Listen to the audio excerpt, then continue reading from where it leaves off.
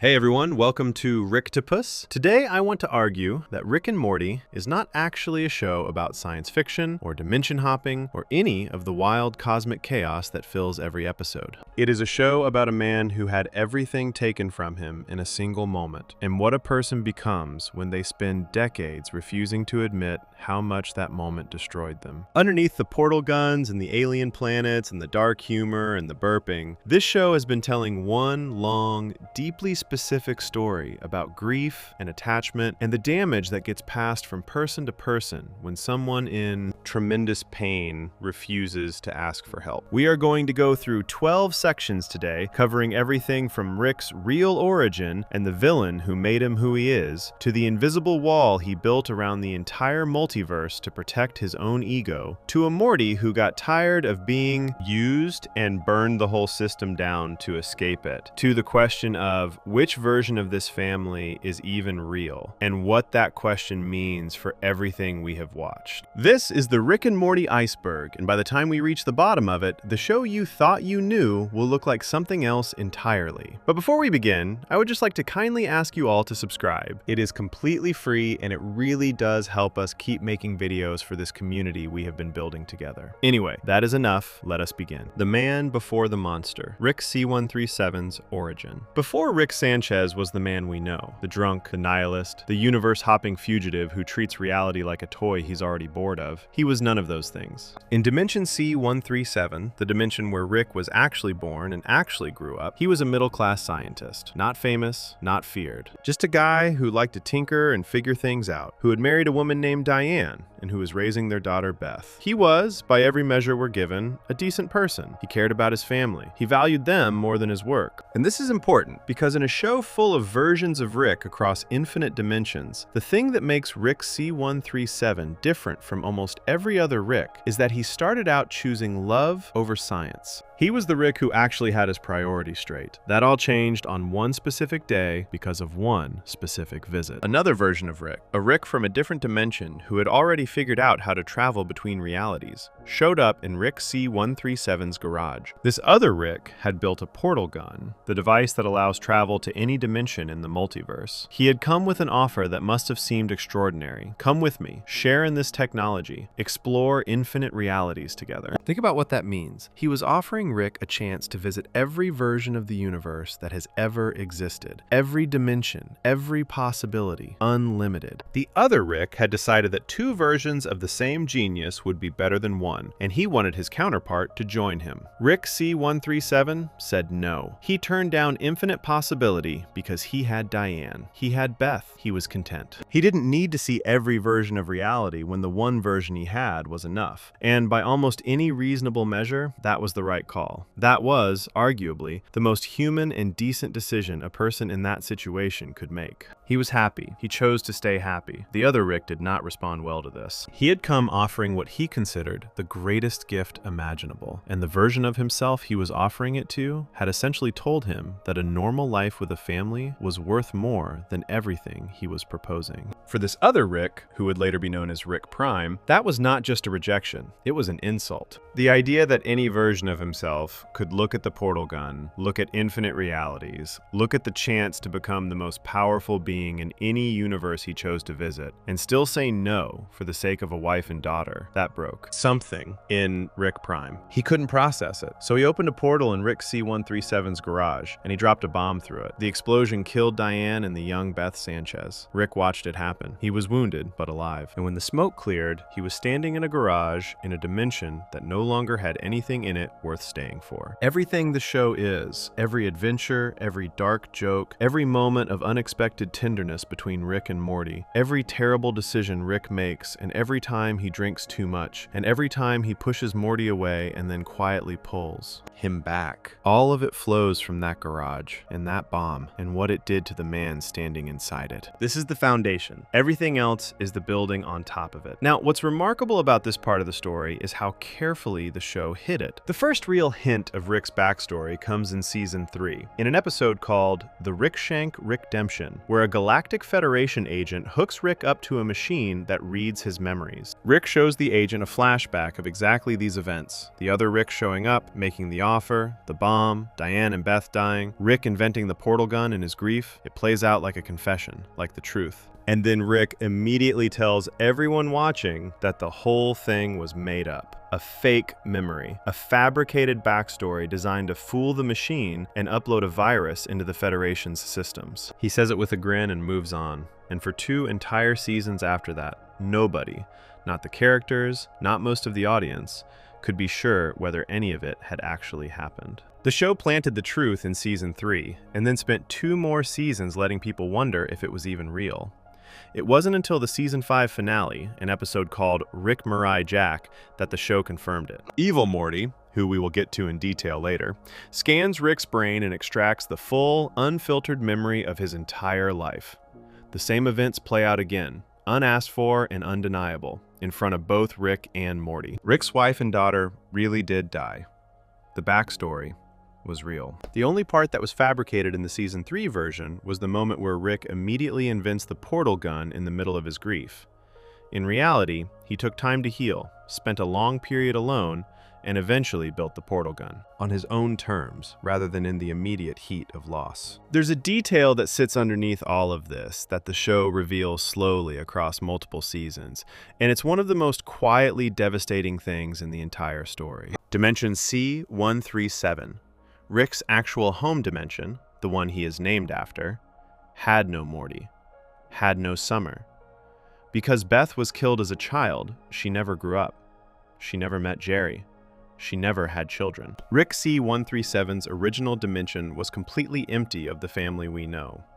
It was just Rick, alone, in a place where the only people he had ever loved were gone.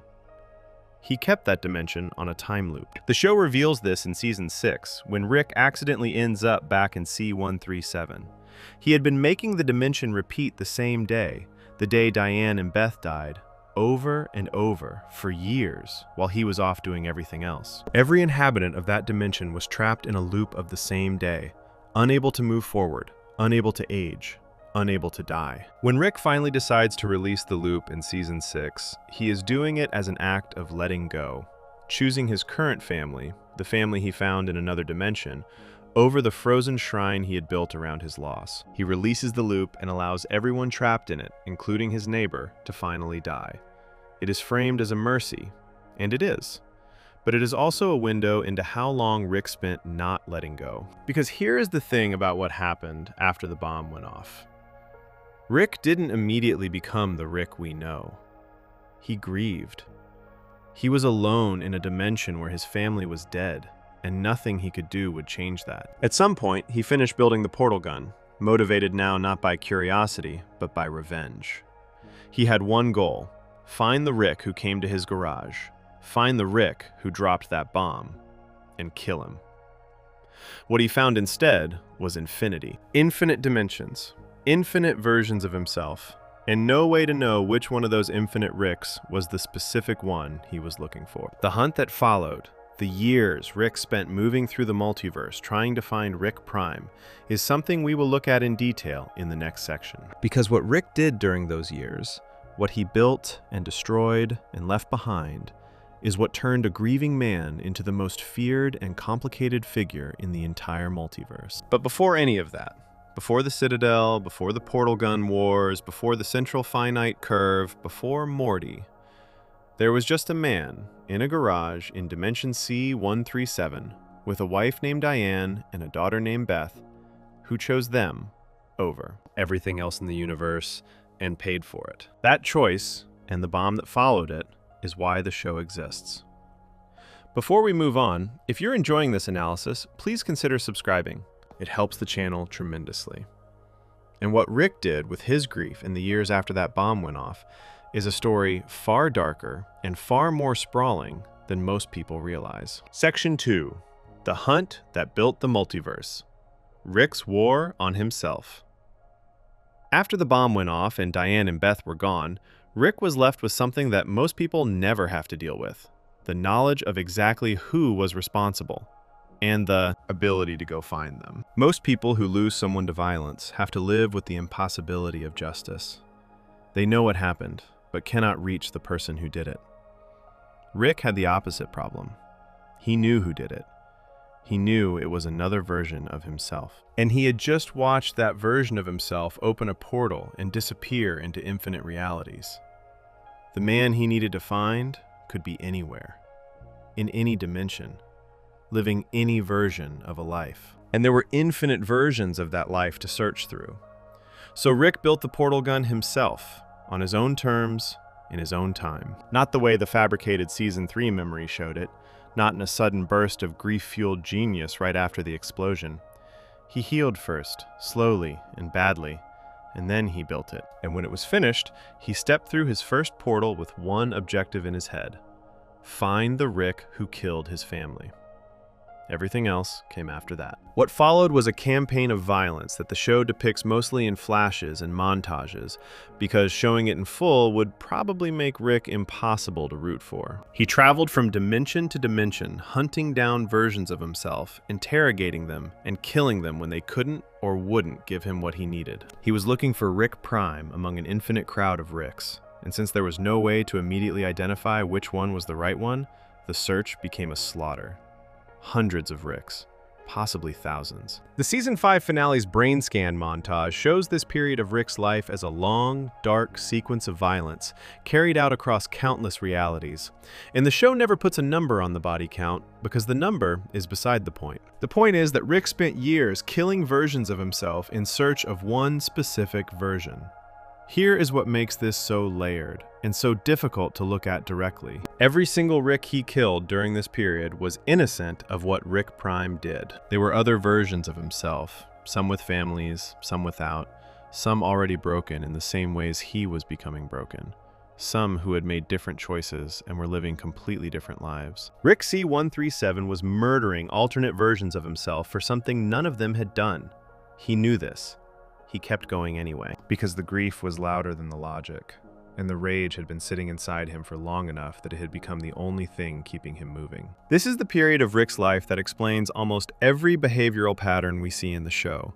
The drinking is not a character quirk. It is what a person looks like after years of moving through infinite dimensions, killing versions of themselves, failing to find the one they're actually looking for, and waking up the next morning to do it again. The nihilism. The constant insistence that nothing matters, that the universe is empty, that caring is for people who haven't seen enough, is not a philosophy Rick arrived at through calm reflection. It is the worldview of someone who spent years in the worst possible version of obsession and came out the other side hollowed out. The other Ricks, spread across the multiverse, were not passive about what was happening to them. They knew someone was hunting them down. They knew it was one of their own. And they were not able to stop him individually, which is one of the things the show establishes about Rick C-137. He is specifically identified early in the series as the most feared Rick in the multiverse. The Council of Ricks calls him the Malcontent. They are afraid of him. And the reason they are afraid of him is not because he is smarter than them. It is because grief and rage turned him into something that intelligence alone would never produce. He stopped operating by normal rules. He stopped caring about the cost. That combination, genius plus nothing left to lose, made him something the other Ricks genuinely could not handle. Eventually, the surviving Ricks across the multiverse decided they needed a different approach. Individual Ricks kept trying to stop him and kept failing, so a group of them came together and proposed something else entirely. Rather than continuing a war of attrition that was costing them members every time, they offered Rick a truce. They came to him with a plan: build a shared institution, a place where Ricks from different dimensions could come together, find protection, maintain some kind of organized peace across the multiverse. They needed Rick C-137 specifically because he was the most dangerous of them, and any institution they built without him would always be vulnerable to him. They needed him inside the structure rather than outside it, tearing it apart. Rick agreed, and what he helped build with those surviving Ricks became the Citadel. This is a detail that the show treats as enormously significant but easy to miss. Rick did not join the Citadel the way someone joins a club or a government. He co-founded it. He was one of the architects. The Council of Ricks, the governing body of the Citadel that Rick spends most of the show openly despising, exists because Rick helped create the conditions for it. The central finite curve, the invisible wall around the multiverse that ensured every dimension accessible by portal gun was a dimension where Rick was the smartest person alive, was designed with Rick's involvement. The system that evil Morty would later describe as a prison, an infinite structure built to guarantee Rick's dominance in every reality he entered, was built by the man who would go on to pretend he wanted nothing to do with it. Why did Rick help build the central finite curve? The show implies, without stating directly, that his original reason was to trap Rick Prime. If you build a wall around a specific section of the multiverse, and Rick Prime is somewhere inside that section, you have theoretically cornered him. The curve was, at least in part, an elaborate net designed for one specific fish. It didn't work. Rick Prime eluded him for decades anyway. But the wall remained, and the Citadel grew within it, and a whole civilization of Ricks and Mortys developed inside the trap that was meant for one person. Then, almost immediately after helping build it, Rick walked away from all of it. This is the part of Rick's story that defines his relationship to institutions for the rest of the show. He built the Citadel and left. He created the Council of Ricks and wanted nothing to do with running it. He designed the central finite curve and then lived inside it while pretending he didn't know it existed. He is a man who creates enormous, civilization-scale structures and then abandons them because the act of creation was never the point. The point was always something more personal. And when the personal goal doesn't pan out, the structure becomes meaningless to him. The Citadel was supposed to help him find Rick Prime. It didn't. So he left. What came next was the loneliest period of Rick's life, and arguably the most honest. With the hunt going cold and the Citadel running without him, and Rick Prime still somewhere out in the multiverse laughing at all of it, Rick hit something that can only be described as a complete bottoming out. He had spent years turning himself into the most dangerous and feared Rick in the multiverse, and he still hadn't found the one person he built all of that capability to destroy. He had killed hundreds of innocent people, versions of himself, which somehow made it worse, and it had amounted to nothing. The drinking got worse. The self-destruction got worse. He had the whole multiverse available to him and felt trapped. At some point during this period, Rick Prime did something that the show reveals in Season 7, in an episode called Unmortrican, and it is one of the darkest things any villain in the show has ever done. Using a weapon he had built called the Omega device, a device capable of erasing someone not just from one dimension, but from every dimension across all of infinity simultaneously, Rick Prime erased Diane. Not just Rick C-137's Diane, who was already dead, every version of Diane, across every reality, every dimension where a Diane Sanchez existed, Rick Prime used this weapon to remove her completely. And this is why, if you go back and watch all of Rick and Morty, knowing this fact, you will notice something. You never see a living version of Diane anywhere. In a show that visits infinite dimensions and alternate realities constantly, Rick's wife is absent from all of them. It was not an oversight.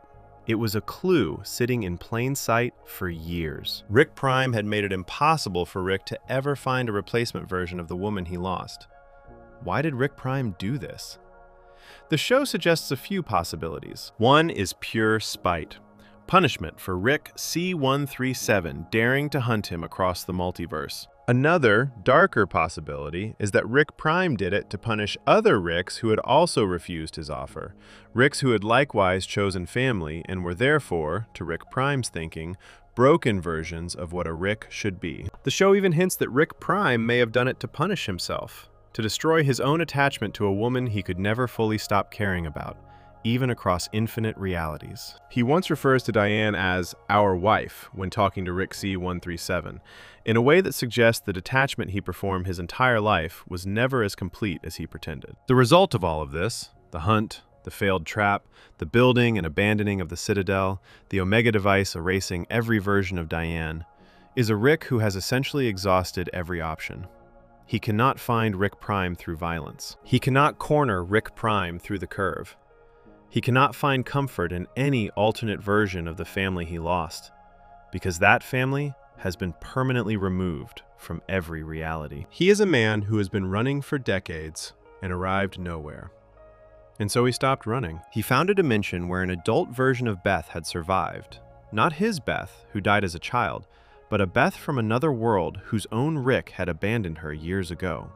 He found her.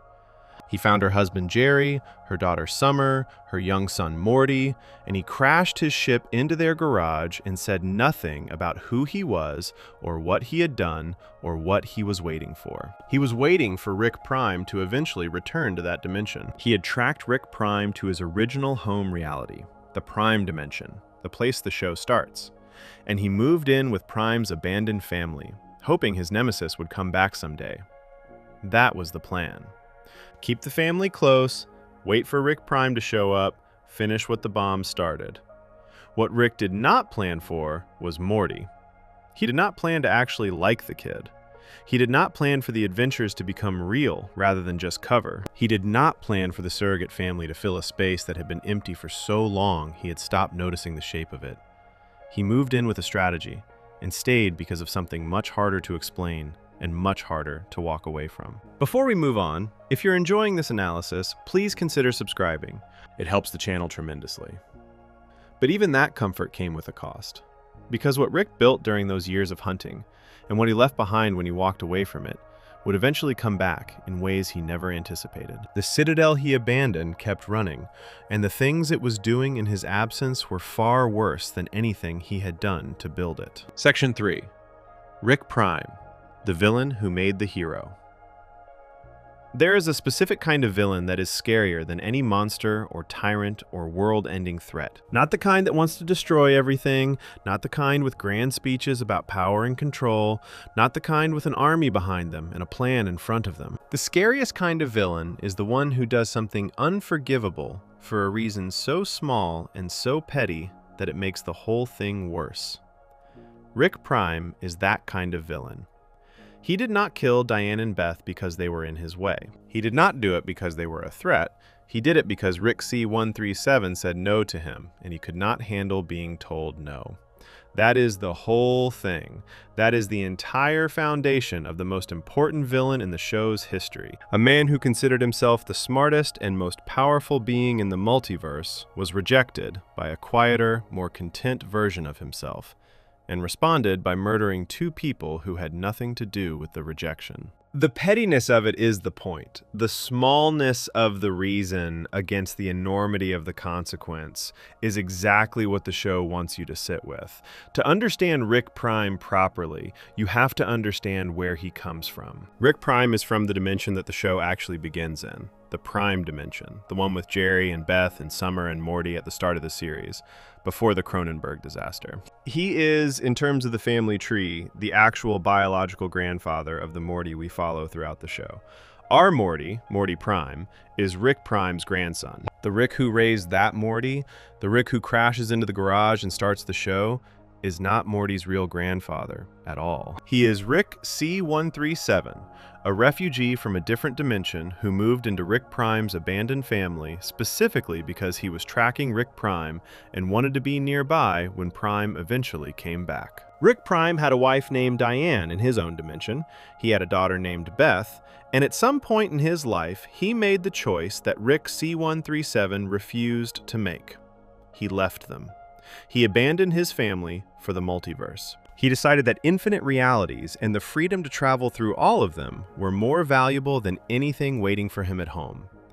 He became, in the show's own words, a Rick who actively hated the idea of attachment. He was not just indifferent to family. He found the concept of choosing family over science to be a kind of weakness, something beneath what a Rick should be. The whole pitch he brought to Rick C-137's garage, "Come with me, travel the multiverse together," was rooted in this belief. He wanted to bring another version of himself up to his level. He wanted a partner who understood what he understood, who had made the same sacrifice he had made. When Rick C-137 turned him down, Rick Prime was not just rejected. He was confronted with something he could not process. The idea that a version of himself had looked at everything he was offering and found it worth less than a normal life. That meant, on some level, that the choice Rick Prime had made, abandoning Diane and Beth, choosing the multiverse over everything human, might not have been obviously correct. If another Rick, just as intelligent, just as capable, looked at the same options, and chose differently, then Rick Prime's entire identity was built on a preference, not a truth. And Rick Prime could not live with that, so he dropped the bomb, and then he left. What Rick Prime did next, in the years following the death of Diane and Beth, tells you everything about who he is as a person. He kept traveling the multiverse. He approached other Ricks across other dimensions with the same offer. Come explore with me. Leave your attachments behind. Embrace what you actually are. When those Ricks also refused, he punished them too. He killed their Dianes. He bombed their families. He did this not once, but repeatedly, across multiple dimensions to multiple versions of Rick who had made the same choice as C-137. The pattern was not random cruelty. It was a specific message. Your choice to stay was wrong, and I will prove it by taking away the thing you chose over me. And then, at some point, he built the Omega device. The Omega device is one of the most quietly horrifying things the show has ever introduced. It is a weapon that does not just kill one person. It erases a person from every single dimension simultaneously. Every version of them. Every alternate life they are living in every alternate reality. One use of this weapon and a person is gone from the entire multiverse, permanently and completely. Rick Prime used it on Diane. Not just Rick C-137's Diane, who was already dead from the original bomb. Every Diane. Across infinity. He pulled Diane Sanchez out of existence in every world she had ever existed in, leaving no version of her anywhere for anyone to find. This is revealed in Season 7's episode Unmortrican, and when it lands, it reframes something that careful viewers may have noticed without being able to explain. Throughout all of Rick and Morty, across hundreds of episodes set in hundreds of dimensions, there is never a single living version of Diane anywhere. In a show that makes a recurring joke out of how many alternate versions of the same people exist, alternate Jerrys, alternate Beths, alternate Mortys, alternate Ricks, there is no alternate Diane. The show spent years hiding this answer in the negative space. It was not a writing decision, it was a secret, waiting for the moment when the show was ready to explain it. Rick Prime's reason for using the Omega device is not stated with total clarity, and the ambiguity is probably intentional. One reading is pure punishment. Rick C-137 had been hunting him for decades, and this was the cruelest possible retaliation. By removing every Diane from the multiverse, Rick Prime guaranteed that Rick C-137 could never find comfort in an alternate version of the woman he lost. He closed every door permanently. Another reading is more complicated and arguably darker. Rick Prime may have erased Diane across the multiverse, partly to deal with his own unresolved feelings about her. He abandoned his own Diane when he left for the multiverse. And in Unmortrican, when Rick Prime comes face to face with Rick C-137 for their final confrontation, he refers to Diane as our wife. Not your wife, not her, but our wife. He still claimed her. On some level, across all the nihilism and the cruelty and the decades of running, he never fully let go of the woman he walked away from. This is what makes Rick Prime genuinely terrifying rather than just evil. He is not free. He has spent his entire existence performing freedom, performing detachment, performing superiority, performing the idea that he is above connection, while being quietly destroyed by the connections he chose to abandon. He killed Diane because he could not stop thinking about her. He punished Ricks who chose family because watching them make that choice reminded him that he had made a different one. He is a man who mistook cruelty for strength and called it philosophy. His presence in the show is mostly felt rather than seen through the early seasons. He appears in Rick C-137's fabricated memory in Season 3 as a shadowy figure in Rick's garage, the origin of everything, glimpsed briefly, and then buried under Rick's denial that any of it was real. He is hinted at in Season 5's finale when the full backstory is confirmed, And then, in Season 6, he arrives properly for the first time as an active character rather than a memory. The Season 6 premiere, Solar Ricks, begins with Rick accidentally resetting every portal traveler in the multiverse back to their original dimension. This includes Rick Prime, who gets sent back to his original home, the Croninberg dimension, the chaotic world Rick and Morty abandoned after the love potion disaster in Season 1. Rick Prime arrives there and immediately demonstrates exactly what kind of person he is. He encounters the Jerry of that dimension, Prime Jerry, the original father of the Morty we follow, and kills him. Not for any strategic reason, not because Jerry is a threat, because Jerry is there, and Rick Prime does not consider Jerry to be a real person worth sparing. He has referred to Jerry as a concept rather than a person. To Rick Prime, people are only interesting if they can offer him something, and Jerry has never offered anything to anyone. The hunt for Rick Prime in Season 6 and into Season 7 is the engine that drives the show's main arc during that period. Rick C137 knows Prime has been reset to the Croninberg dimension. He knows Prime will be looking for a way out, and the chase that follows reveals something important about the gap between these two men. Rick Prime is extraordinarily prepared. He has decoys, he has pre-recorded messages set up to trigger when someone enters his space, messages that taunt Rick even through recordings, that follow Rick's movements as though Prime had predicted every step. He has body doubles and traps and layers of misdirection. He is not running scared. He is playing a game that he has been setting up for years, and he is confident in it.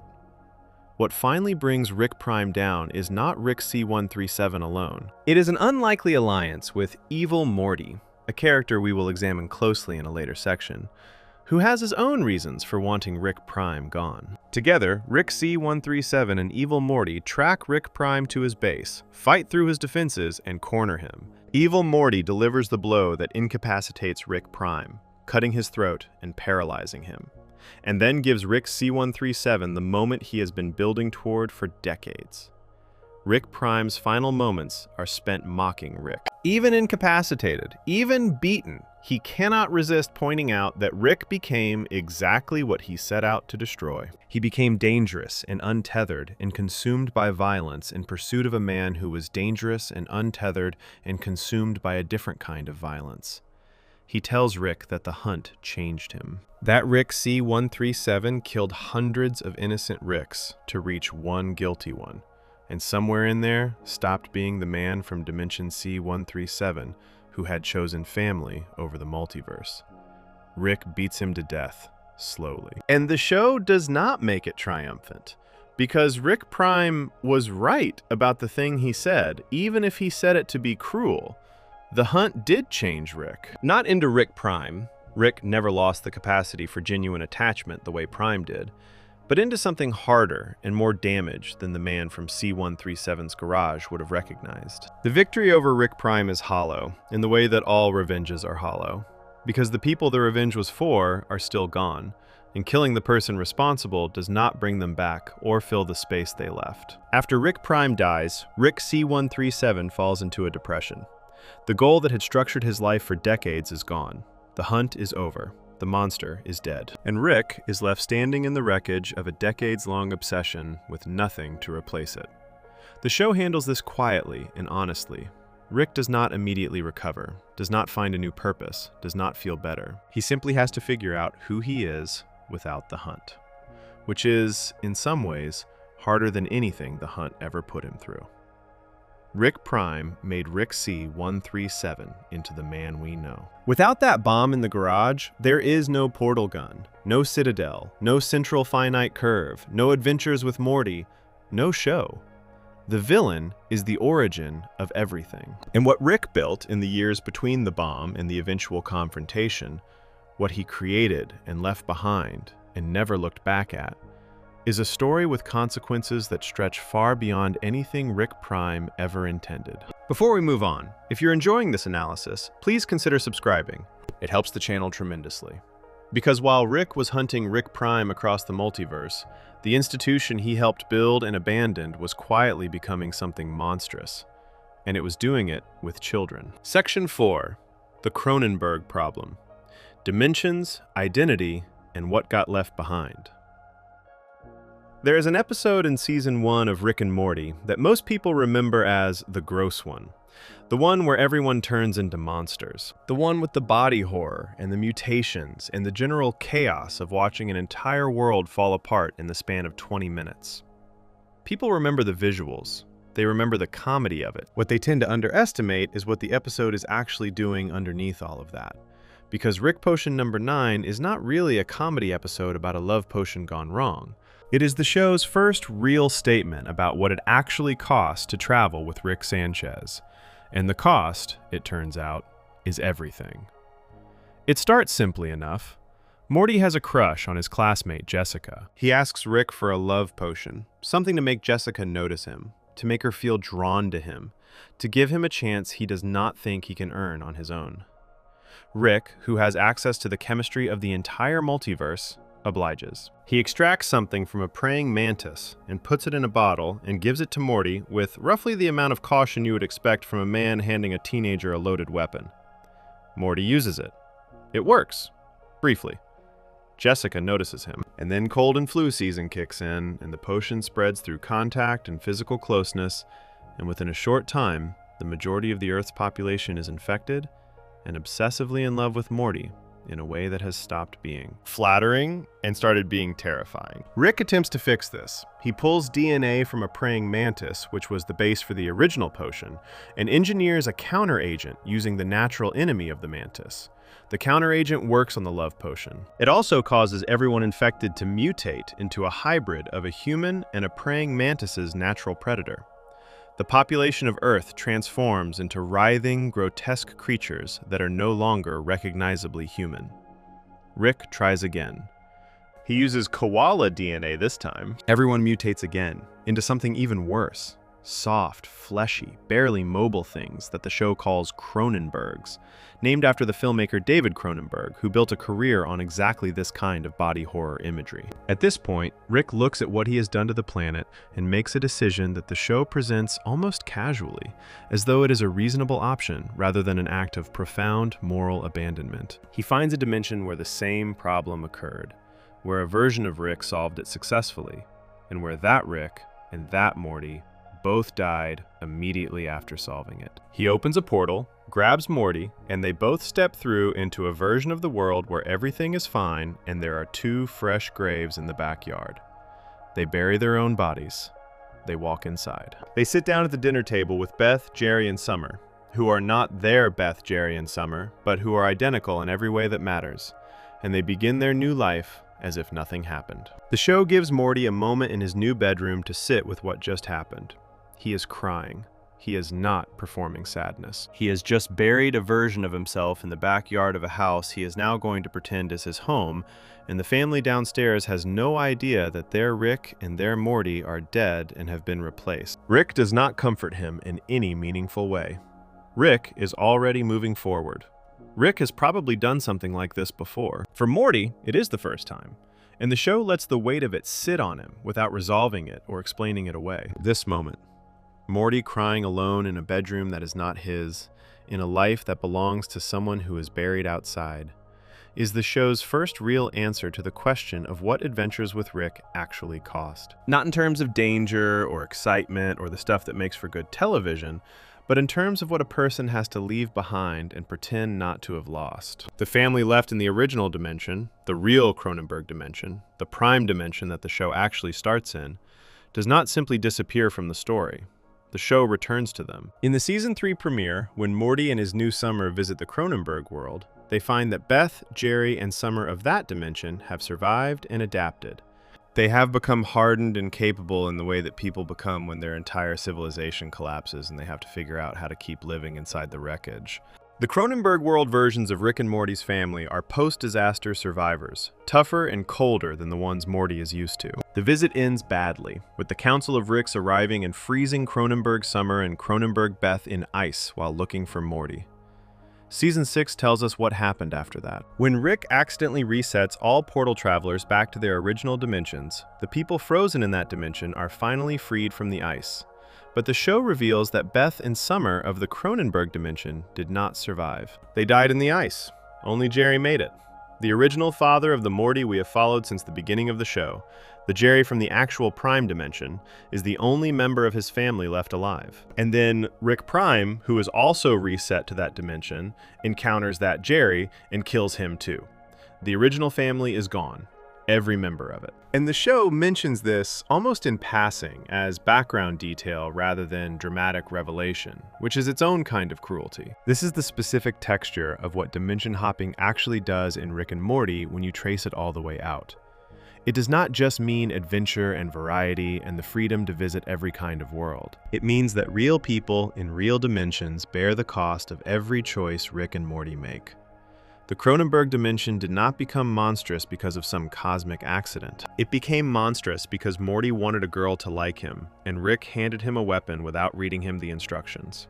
And then, instead of fixing it, they left. They found a workaround that worked specifically for them, and they walked away from the wreckage and called it a solution. The dimension they moved into, the one they have lived in since episode 6 of season 1, is not even the replacement dimension they initially landed in. At some point in the first season, after the Croninberg world was abandoned, Rick and Morty settled into what the show eventually identifies as Dimension C-131. The Beth, Jerry, and Summer they live with from that point forward are the family of that dimension, people who lost their Rick and Morty to a tragedy the show never fully explains, and who were replaced without their knowledge or consent by a Rick and Morty from a different world. The family does not know this. They have never been told. They believe they are living their own lives with their own Rick and their own grandson. They are not. Rick himself has thought about this more than he lets on. He is not oblivious to what it means that he has replaced himself in multiple families across multiple dimensions. In fact, the whole reason he chose to land in the Prime dimension in the first place, the family that would eventually become his main surrogate family, was strategic. He was not there because he randomly chose a nice family. He was there because Rick Prime had originally come from that dimension, and Rick C-137 was waiting for Prime to come back. The family that trusts Rick, the family that has built their lives around him and his garage and his adventures, was originally chosen as cover for a stakeout. He stayed because he grew to care about them. Both of those things are true simultaneously, and the show never resolves the tension between them. There is a deeper layer to the dimension problem that the show raises through the Jerry situation. In season 2, Rick and Morty drop Jerry off at a place called Jerry Boree, an interdimensional care center for Jerrys from across the multiverse, a place specifically designed to babysit the many, many Jerrys that Ricks across dimensions find inconvenient. When Rick and Morty come back to pick Jerry up, the show plays it as a quick joke. They might have grabbed the wrong Jerry. Haha, Jerrys are interchangeable. Funny bit. Except season 6 confirms that it was not a joke. They did take the wrong Jerry. The Jerry that the family has been living with through most of the show's run, the one they know, the one Summer and Morty grew up with, the one Beth has her complicated marriage with, is not their actual Jerry. He is a Jerry from a slightly different dimension who got mixed up at the daycare and came home with the wrong Rick and Morty. Nobody noticed. Because Jerrys, it turns out, are similar enough across dimensions that the swap created no visible disturbance. Their real Jerry, C-131 Jerry, was returned to his own family during the portal reset, where he was reunited with a Beth who had never separated from him, and who, because of that, had built an angrier and more frustrated life than the Beth we know. What does it mean that the Jerry we know is the wrong Jerry? The show does not dwell on this question, but it sits underneath everything. Every argument Beth and Jerry have ever had in the show, every tender moment between them, every time Summer or Morty interacted with their father. All of it was with a man who was, technically, not their father, not their actual Jerry.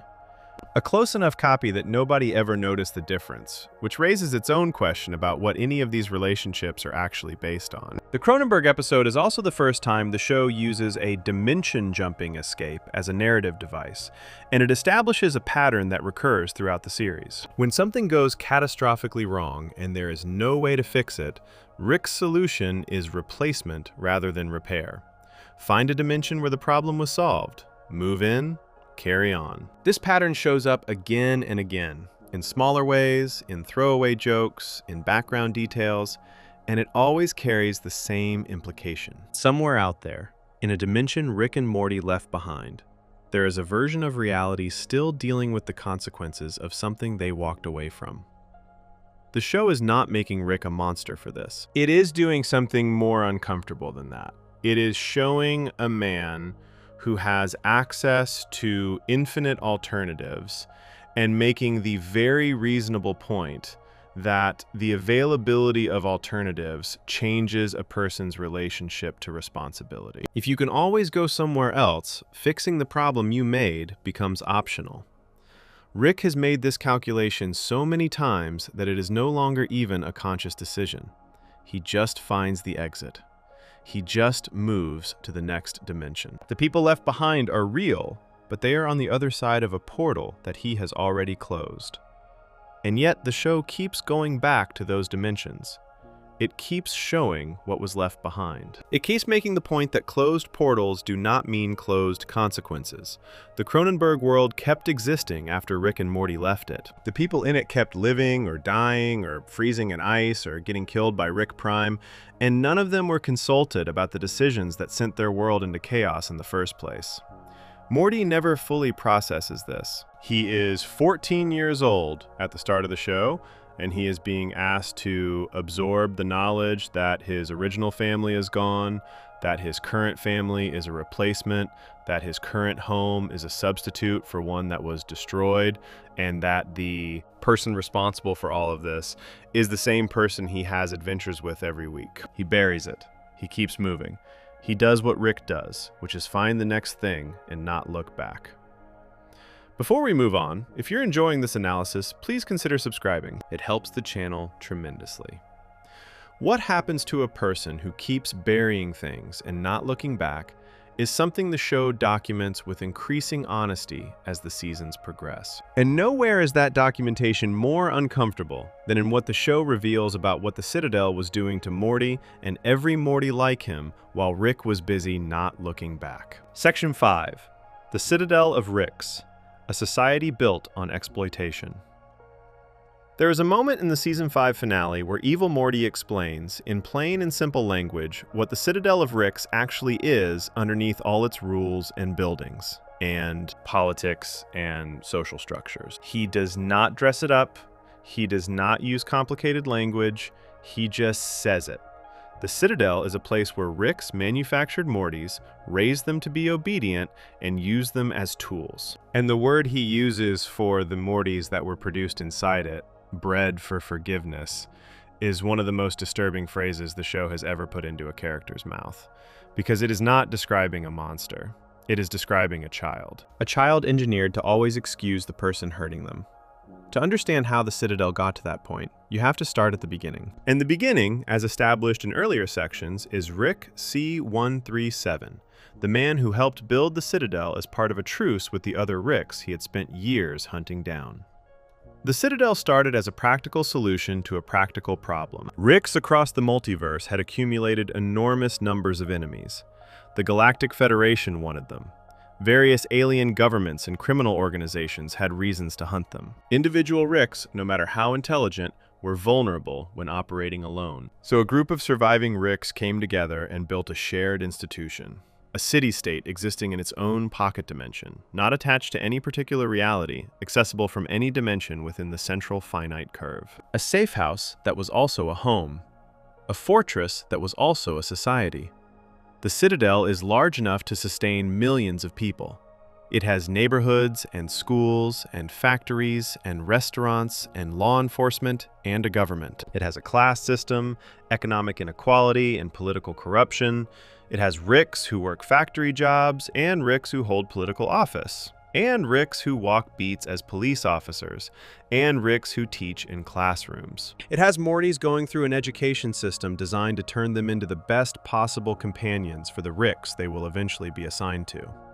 It is, in almost every functional sense, a city. A real city with all the problems real cities have, compressed into a space station floating in a pocket dimension outside of normal reality. The Season 3 episode called The Ricklantis Mix-Up which is also sometimes called Tales from the Citadel, dedicates its entire runtime to showing the inside of this society. It is one of the most ambitious episodes the show has ever produced, following multiple separate storylines through different levels of Citadel society simultaneously. There is a Rick police officer partnered with a Morty cop, navigating a corrupt system that protects Ricks and exploits Mortys. There is a factory worker, Rick, who discovers a room where a simple, contented Rick is kept in a dream state, his happiness chemically extracted and used to flavor snack foods sold to the Citadel's population. There is a Morty running for political office in a student election, trying to organize Mortys into demanding better treatment. And threading through all of it is the return of evil Morty, hidden in plain sight,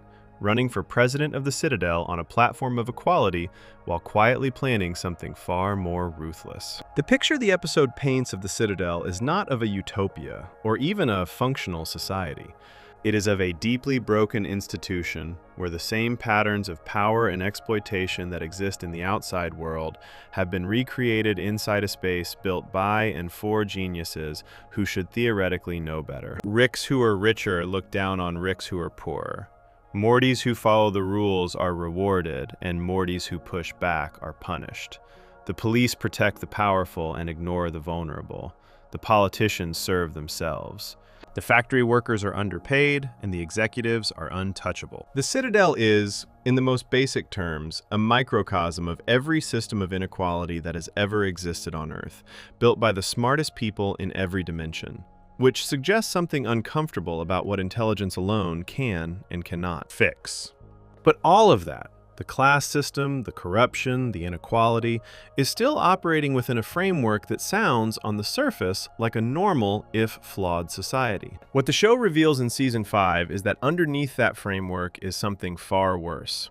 Something that the normal social problems of the Citadel were designed, perhaps not consciously but effectively, to distract from. The Morty population of the Citadel did not arrive there naturally. The original reason Rick started traveling with Mortys was discovered accidentally. Morty's brainwaves, produced by someone of average intelligence operating close to a genius, naturally cancel out the signals produced by Rick's brain. A genius-level mind produces detectable signals that enemies and tracking systems can identify and follow. Traveling with Morty made Rick effectively invisible to these systems. It was camouflage. Morty was not a companion in the full sense of the word. He was a cloaking device, with feelings. When other Ricks discovered this, when the usefulness of having a Morty became widely understood across the Citadel, demand for Mortys increased rapidly. Every Rick wanted one. And naturally occurring Mortys who existed as real people in real dimensions with real families, were not numerous enough to meet the demand. So the Ricks of the Citadel began to manufacture them. The process worked in two stages. The first stage involved targeted interference in other dimensions. Ricks with portal guns would travel to dimensions where teenage versions of Beth and Jerry did not yet know each other, and they would manipulate events to make the two of them meet and fall in love and eventually have a child. They were engineering the conditions that would produce a Morty. Across infinite dimensions, Ricks were shooting darts of some kind of chemical into high school cafeterias, where teenage Beth and teenage Jerry were eating lunch, pushing two young people together so that a child would eventually be born who could be used as a tool. The show depicts this visually in the Season 5 finale, and the image is genuinely disturbing. Hooded Ricks firing darts through portals at oblivious teenagers in a cafeteria, the entire interaction framed as an industrial operation rather than a moment in two young people's lives. When even that was not enough, when the Citadel's demand for Mortys outgrew what even targeted interference across infinite dimensions could produce, the Citadel began cloning them directly, growing Morty clones inside the Citadel's own facilities and then raising those clones in the Citadel's school system. These cloned Mortys went through an education specifically designed not to make them smart or independent or capable of directing their own lives, but to make them good at being sidekicks, good at forgiving, good at deferring, good at absorbing whatever a Rick put them through and coming back for more. The phrase the show uses, bred for forgiveness, is a description of an engineered psychological state. These were children raised to never hold anyone accountable for how they were treated. The scale of this is something the show asks you to sit with, rather than explaining it away. The Citadel is not described as having done this to a small number of Mortys in emergency situations. It is described as standard practice. The Morty market, as it becomes known, is an institution. It is infrastructure. It is the backbone of how the Citadel functions. Every Rick who ever casually treated Morty as disposable, every Rick who saw Morty as a tool rather than a person, was operating within a system that had been specifically designed to produce Mortys who would accept that treatment without fighting back. And Rick C-137, to be clear, did not build this part. He helped build the Citadel itself and then walked away before the Morty market developed as a feature of it. But the show does not let him entirely off the hook, and it should not. He built the walls and the structure and the central finite curve that gave the Citadel its power and its isolation. And then he left a running machine behind him and chose not to look at what it was doing. He knew the Citadel existed. He knew Ricks used Mortys as camouflage. The specific mechanics of the Morty market developed after he left, but the conditions that made it possible, the institution, the power structure, the central finite curve, those were his contributions. What happened to Mortys inside this system, even the ones who were not clones, is documented throughout the show in ways that accumulate into something deeply uncomfortable when you put them together. Mortys from across the multiverse were taken from their original dimensions and brought to the Citadel. Mortys whose Ricks had died were reassigned to new Ricks. These reassigned Mortys were sometimes given false memories, implanted experiences of a life they had never actually lived, designed to make them fit seamlessly into the new Rick's household without asking questions. They were given a past that did not belong to them so that they would not miss the real one. The school system Mortys went through inside the Citadel was designed with a specific outcome in mind. Not education in the way most people understand education. Not the development of a person toward their own potential. It was training. It was the careful shaping of a young person's personality toward maximum usefulness to someone else. A Morty who graduated from the Citadel system was not a more fully realized version of themselves.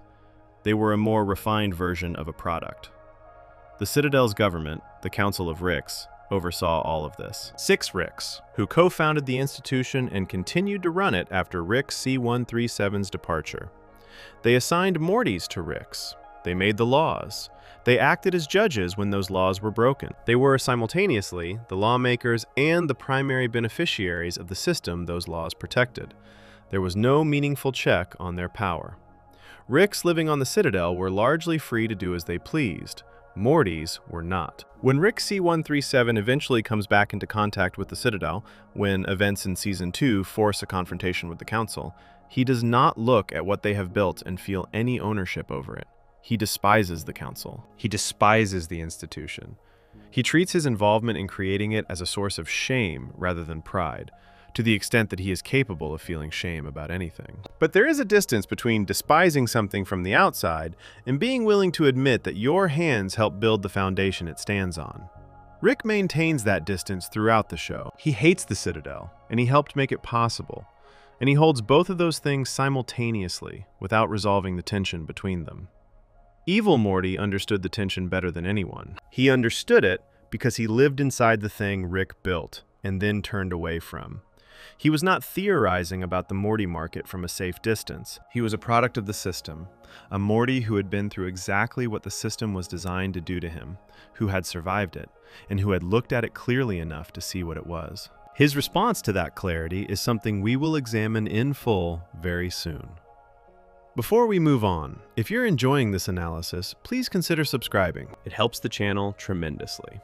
But before we get to Evil Morty's answer to the Citadel, there is one more piece of infrastructure to examine. The invisible wall that made everything the Citadel did possible, and that turned out to be even more revealing about Rick's character than anything the Citadel itself ever did. Section 6. The Central Finite Curve. An infinite prison for an infinite baby.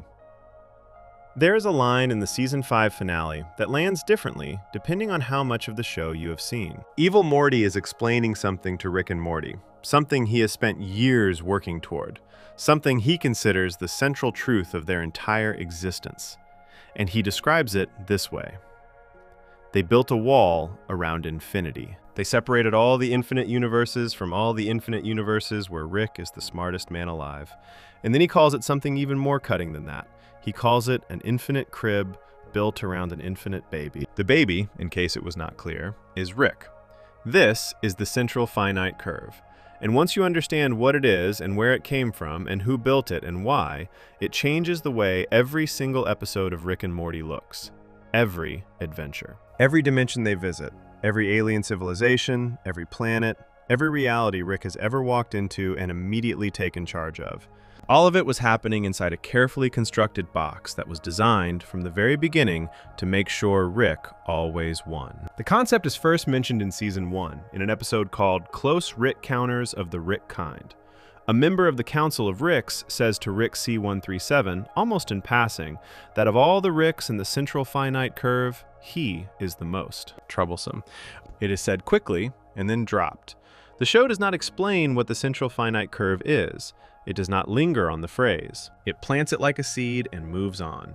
And for 4 full seasons, 4 years of television, that seed sits in the ground without growing. Viewers who noticed it filed it away as flavor text, as one of many pieces of world building the show casually tosses out without explanation. It was not flavor text. It was the most important concept in the entire show, waiting for the right moment to be explained. That moment comes in Rick Mirai Jack, the Season 5 finale. And the explanation, when it arrives, is delivered not by Rick, but by evil Morty, which is significant because Rick would never explain it voluntarily. Rick built it and has spent years pretending it does not exist, or at least pretending he does not think about it. Evil Morty explains it because Evil Morty is the only person in the show who looked at the central finite curve clearly, understood exactly what it was and what it meant, and decided that the only reasonable response was to destroy it. So what is it exactly? The multiverse in Rick and Morty is infinite. There are infinite dimensions, infinite realities, infinite versions of every possible world. Among those infinite dimensions, there are some where Rick Sanchez exists, and some where he does not. Among the ones where he exists, there are some where he is the smartest being alive, and some where he is not. Dimensions where someone else figured out portal travel first, where another species developed technology that surpasses anything Rick could build, where the power structures of the universe are not organized around Rick's particular brand of genius. In a truly infinite multiverse, Rick is sometimes on top, and sometimes he is not. The central finite curve is a wall. It separates the portion of the multiverse where Rick is the smartest being in every single reality from the rest of the multiverse where that is not guaranteed. Every dimension inside the curve is a dimension where Rick wins, where Rick is untouchable, where no matter what alien civilization or galactic government or cosmic force Rick encounters, he is operating at a level above all of them. The portal gun, with its green portal fluid, only opens doors to dimensions within the curve. When Rick uses his portal gun to go anywhere, when he takes Morty on any adventure, when they visit any planet or dimension or reality in the entire run of the show, they are traveling within a curated collection of realities specifically selected to keep Rick at the top. The show presents Rick as someone navigating infinite possibility. The truth is that he has been navigating a carefully managed subset of infinity designed around his own ego. This revelation reframes the entire series in a way that is almost dizzying to sit with. Every time Rick walked into an alien civilization and immediately knew more than everyone there. Every time a Galactic Federation agent or a planetary government or a cosmic entity tried to outmaneuver Rick and failed. Every time Rick made it look easy, made it look like the universe was simply his to move through at will, all of that was happening inside a box he helped build specifically to guarantee those outcomes. He was not just the smartest person in the room. He had arranged reality so that he would always be the smartest person in the room. The question of why Rick helped build this, what his actual motivation was, is something the show handles carefully. The most charitable reading is the one suggested by the context of his life during that period. He had just finished his violent campaign against the other Ricks. He had helped build the Citadel as part of a truce. And one of his stated reasons for being involved in these multiversal power structures was to trap Rick Prime, to corner the man who killed his family inside a managed portion of the multiverse where he could eventually be found. The central finite curve, under this reading, was the net he built to catch one fish. But the show also makes it clear that the central finite curve served a second purpose that had nothing to do with Rick Prime, and that this second purpose is the one evil Morty finds so damning. The curve guaranteed that no matter where Rick went, no matter which dimension he chose to visit, he would always be the most capable person there. He would never walk into a reality where someone had already figured out what he was figuring out. He would never have to face a universe where his intelligence was ordinary rather than exceptional. He had walled off every dimension where he might not be special, and kept himself safely inside the collection of dimensions where he always was. Evil Morty's description of this as a crib is not just an insult, it is an accurate structural analysis. A crib is a space built for a baby that is too small to navigate the real world safely, designed to keep them comfortable and protected from things they are not ready to handle. The central finite curve is a crib built for a man who, for all his genius, could not handle the idea of a reality where he was not in charge. The infinite multiverse is the real world. The central finite curve is the baby's version of it, carefully arranged so that nothing too challenging gets in. There is a detail about the curve that makes it even more structurally interesting, and that connects directly to the Citadel and the Morty market. Because the curve only covers dimensions where Rick exists, and because all of those dimensions needed Mortys to function as camouflage for Rick's traveling through them, the curve and the Morty market are not separate systems. They are interlocking ones. The wall guaranteed Rick's dominance in every accessible dimension, and the Morty market guaranteed there would always be enough Mortys inside that wall to keep Rick's genius waves hidden. The two systems fed each other. The curve made the Morty market necessary, and the Morty market made the curve sustainable. The first mention of the curve in Season 1 also contains something worth going back to find. The council member who mentions it calls Rick C-137 the malcontent, the troublemaker, the one who cannot get along with the system. And this is being said to the man who helped build the system. Rick is the malcontent of a structure he co-created. He is the rebel against an institution he designed. He spent years performing disgust at the Citadel and the Council and the whole multiversal power structure, while living inside the walls he personally helped construct around it. The show is aware of this irony, and it is not gentle about pointing it out. There is also a small but significant detail revealed in Season 3 about a Rick called Simple Rick. Simple Rick is described as being 16 iterations off the central finite curve. He is a Rick who, unlike almost every other Rick in the Citadel, found genuine peace and happiness in watching his daughter Beth grow up. He was not driven by ambition or vengeance or the need to be the smartest person in every room. He was just content. The Citadel uses Simple Rick as a resource. They keep him in a dream state where he experiences the happy memory of watching Beth over and over, and they use chemicals extracted from that happiness to flavor a snack food they sell to other Ricks. And Morty's. His joy is a product. His peace is something to be consumed. The detail that he is 16 iterations off the central finite curve is the show telling you something specific. A Rick who is not fully enmeshed in the logic of the curve. A Rick slightly outside its gravitational pull is a happier Rick. A Rick who is not organized around the need to be the smartest, the most dominant, the most feared. Simple Rick's contentment is directly related to his distance from the system that produces the most powerful and most miserable Ricks. The curve does not just isolate dimensions where Rick wins. It seems to produce, in the Ricks who live fully inside it, a specific kind of person, one who cannot be happy unless they are on top. The destruction of the central finite curve at the end of Season 5 is the most structurally significant event in the show's run. Evil Morty builds a device that uses both Rick and Morty DNA along with portal fluid to blast a hole through the curve's wall from the inside. He escapes into the true multiverse beyond, dimensions the show has never visited, dimensions where Rick might not be the smartest person alive, dimensions where the premise of the show itself does not hold. His portal gun, once he is through the wall, turns from green to yellow. The color change is not decorative. Green portals go to places within the curve. Yellow portals go everywhere. Evil Morty is the first person in the show's history to have access to the full, unmanaged, unfiltered multiverse. And the show marks this by changing the color of his door. After the curve is destroyed, the Season 6 premiere shows Rick's portal gun not working.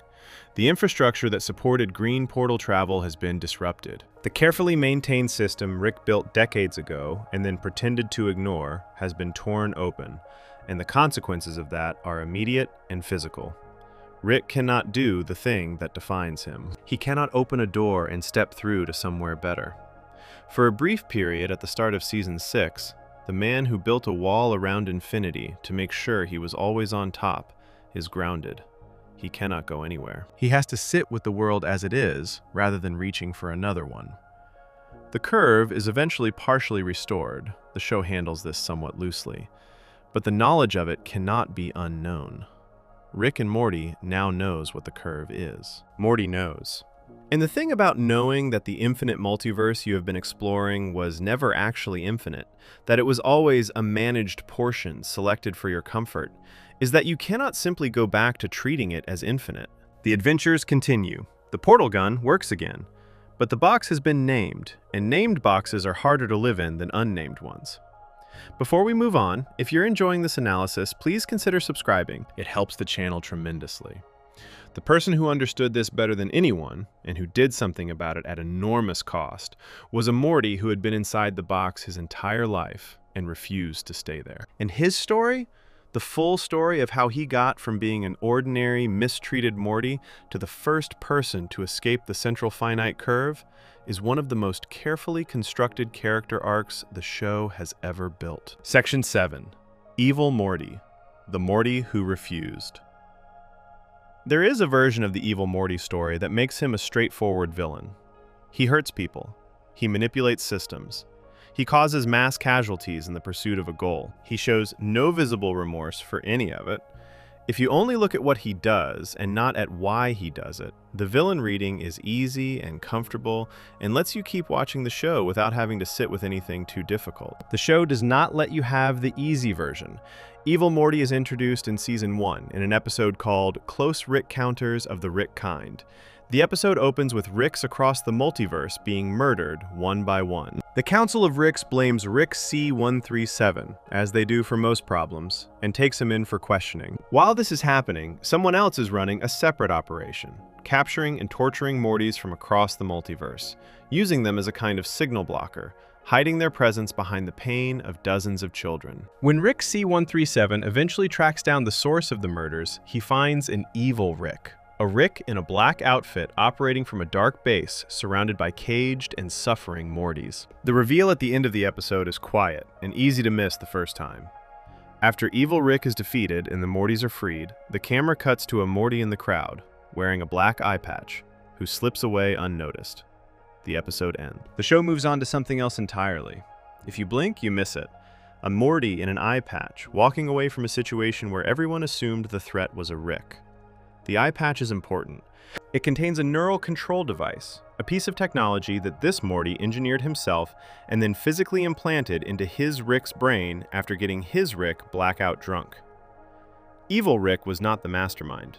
He was the puppet. The actual intelligence behind every murder, every captured Morty, every carefully orchestrated plan was the Morty wearing the eye patch. A 14-year-old kid, or a version of one, had been running the most sophisticated multiversal operation the show had depicted to that point, and he walked away from the fallout without anyone realizing he existed. His full origin story is not revealed until Season 7 in Unmortrican, and what the show tells us about how he got from ordinary Morty to the most dangerous Morty in the multiverse is not a story about someone who was born wrong or broken or cruel. It is a story about someone who was treated badly for long enough that they decided to stop accepting it. Evil Morty was, at some point, an ordinary Morty. He was assigned to a Rick, he went on adventures, he was used as camouflage and as a companion and as a tool, the way every Morty inside the central finite curve was used. He was dragged through dangerous situations and traumatic experiences and cosmic horrors, and told that this was just how things were. That this was what being a Morty meant. That his role in this arrangement was to follow and forgive and follow again. And for a while, the way most Mortys do, he absorbed it. He kept going. He pushed through. Then one day he decided he had had enough. He did not snap in the dramatic way stories usually show a character snapping. He did not explode. He did not immediately become violent. He planned. He thought carefully about what he wanted and what it would take to get it. And then he got his Rick. Blackout drunk, engineered a neural control device from scratch, cut into his Rick's head, and implanted the device directly into his brain. He built a puppet out of the person who had been treating him like one. And then he went to the Citadel's Morty database and erased every record of himself that existed. He became, officially, no one. A Morty who did not exist in any system, with no traceable identity, completely invisible to the institution that had produced him. From that starting point, he built something. He found a base of operations on a planet called Crustula and began running operations that served two purposes simultaneously. He kidnapped Ricks from across the multiverse. Not to hurt them, at least not as the primary goal, but to extract information from them about the Citadel's systems and structure. He needed to understand from the inside how the institution that had produced him actually worked. And he used Mortys as shields while he did this. Not because he cared nothing for Mortys, but because the system had established that Morty brainwaves were the most effective camouflage for hiding from Rick detection systems. He was using the tools of the system against the system itself. At some point during this period, Evil Morty learned about the central finite curve. The show does not depict exactly how or when this discovery happened, but the effect of it is clear. Everything he had understood about his situation, the Citadel, the Morty market, the way Ricks traveled through infinite dimensions, always on top, always in charge, suddenly had a structural explanation. It was not random that Ricks were always the most powerful beings in every reality they visited. It was not a natural fact about the universe. It was a construction. Someone had built a wall around a portion of infinity specifically to guarantee that outcome, and every Morty born inside that wall had been born into a reality that was rigged against them from the start. This knowledge became the engine of everything Evil Morty did afterward. His original goal, before he understood the curve, had been to destroy the rule of Ricks, to dismantle the Citadel and the Council and the system of power they represented. After he understood the curve, the goal became larger and more fundamental. Destroying the Citadel was no longer enough. The Citadel was just a symptom. The curve was the disease. As long as the curve existed, any world built inside it would eventually recreate the same power structures, the same exploitation, the same Ricks on top and Mortys on the bottom. The only meaningful escape was through the wall. To break the curve, he needed something specific. He needed the knowledge of how to build a device that could breach it, and that knowledge existed in exactly one place: the mind of Rick C-137, the man who had helped design the curve in the first place. This is why Evil Morty's long campaign through the Citadel was not just about power or revenge or the satisfaction of dismantling a corrupt system. It was a means to an end. He needed access to Rick C-137's brain, and getting that access required climbing high enough in the Citadel structure that Rick could not avoid him. His return in Season 3's The Ricklantis Mix-Up is the show at its most patient and most confident. The episode spends its entire runtime establishing the Citadel as a society, showing its neighborhoods and its people and its problems and its politics, and then, in the final minutes, pulls back to reveal that the Morty candidate who has just been elected president of the Citadel is Evil Morty in disguise. He spent the episode positioning himself as a candidate for equality and representation, and better conditions for Mortys. He gave a speech that was genuinely moving. He won a democratic election. And then, the moment the votes were counted and the power transferred, he began eliminating everyone who might be able to challenge him. The Shadow Council of Ricks, the group of powerful Ricks who actually ran the Citadel behind the scenes while democratic theater played out in front, were killed. Not publicly, not dramatically, but quietly and efficiently, one by one, until there was no one left with enough institutional knowledge to stop what Evil Morty was doing.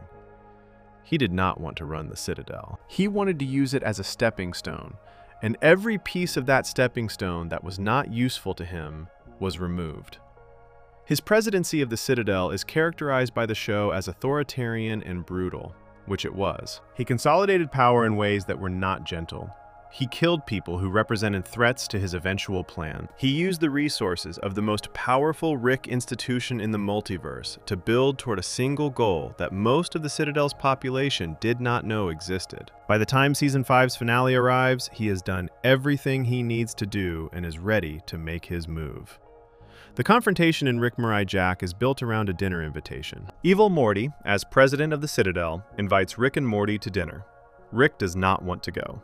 He actively hates the Citadel and everything it represents, and sitting across a table from its president feels like exactly the kind of institutional engagement he has spent his life avoiding. But Morty, who has been aging himself artificially to try to manipulate Rick into spending time with him, a storyline that is its own document of how broken their relationship has become, agrees to go.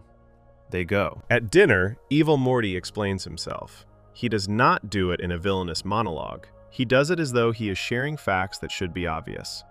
He explains the central finite curve. He explains the Morty market. He explains what every Morty born inside the curve was actually born into. A reality designed to make Rick's powerful and Morty's useful. He looks at Rick and Morty and says something that is both cruel and completely accurate. That there are not infinite versions of their grandfather across the multiverse. There is an infinite smear of one difficult old man attached to Morty's infinitely through his weakness and their forgiveness. The Morty in front of him, the one who keeps coming back for more, is not staying because the relationship is good for him. He is staying because he was built by his experiences, by the system, by everything the Curve and the Citadel produced, to be the kind of person who stays. After extracting the information he needs from Rick's mind during the dinner, Evil Morty sets his plan in motion. He detonates a singularity that destroys the Citadel, killing countless Ricks and Mortys in the process, and uses the energy of the breach to blast a hole through the central finite curve. His portal gun turns yellow. He steps through into the wider multiverse. He turns back once to look at Rick and Morty, small figures in the wreckage of the institution Rick built and Evil Morty dismantled. And then he is gone. The show does not tell you whether to feel good about this.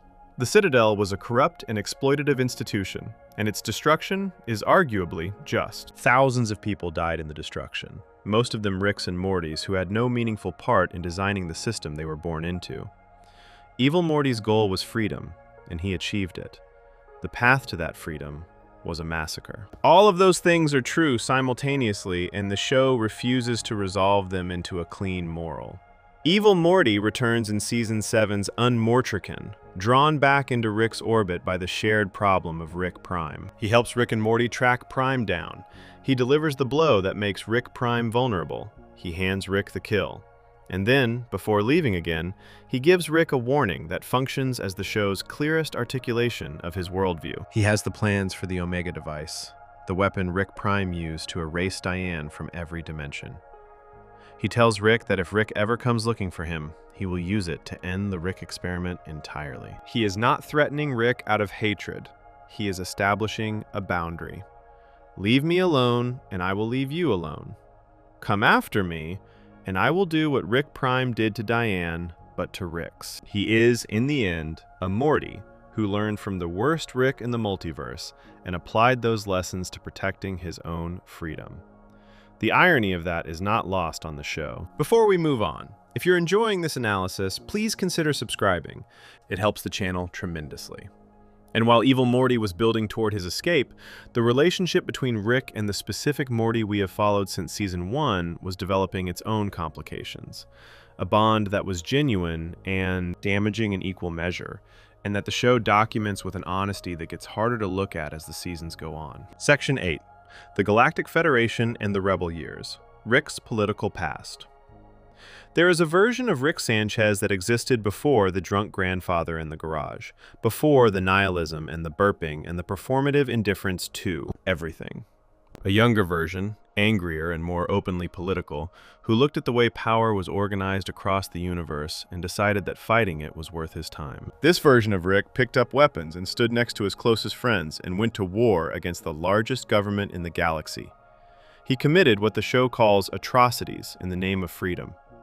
He was wanted across thousands of planets. He was, by any reasonable definition, a revolutionary. Understanding this version of Rick, the rebel Rick, the fighter, the man who believed enough in something to risk everything for it, is essential to understanding why the Rick we see in the show is so specifically broken. Because the transition from one to the other is not a story about someone who gave up on idealism because idealism failed them. It is a story about someone who looked at idealism clearly enough to see its limits and then could not figure out what to believe in after that. The Galactic Federation is introduced in Rick and Morty gradually, the way a large and powerful institution introduces itself. Slowly, in pieces, until you realize how much of the world it controls. It is an intergalactic government run primarily by a species called the Gromflamites, who are insectoid creatures that serve as the Federation's military and administrative backbone. The Federation controls over 6,000 Earth-like planets. It presents itself as a civilization, a structured, lawful, organized force bringing stability to a chaotic universe. It offers planets assimilation into its system, which sounds like an invitation, but functions more like a demand. By the end of Season 2, Earth itself becomes a Federation member, which in practice means Federation checkpoints, Federation currency, Federation soldiers on the streets, and Federation-approved jobs that pay in antidepressant pills rather than money.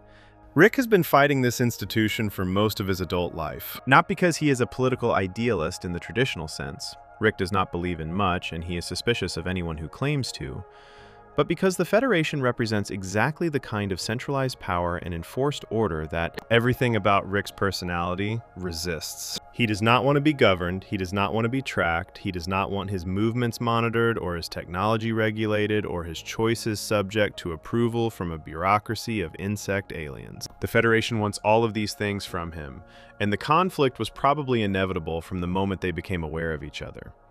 His two closest companions in the rebellion were Birdperson and Squanchy.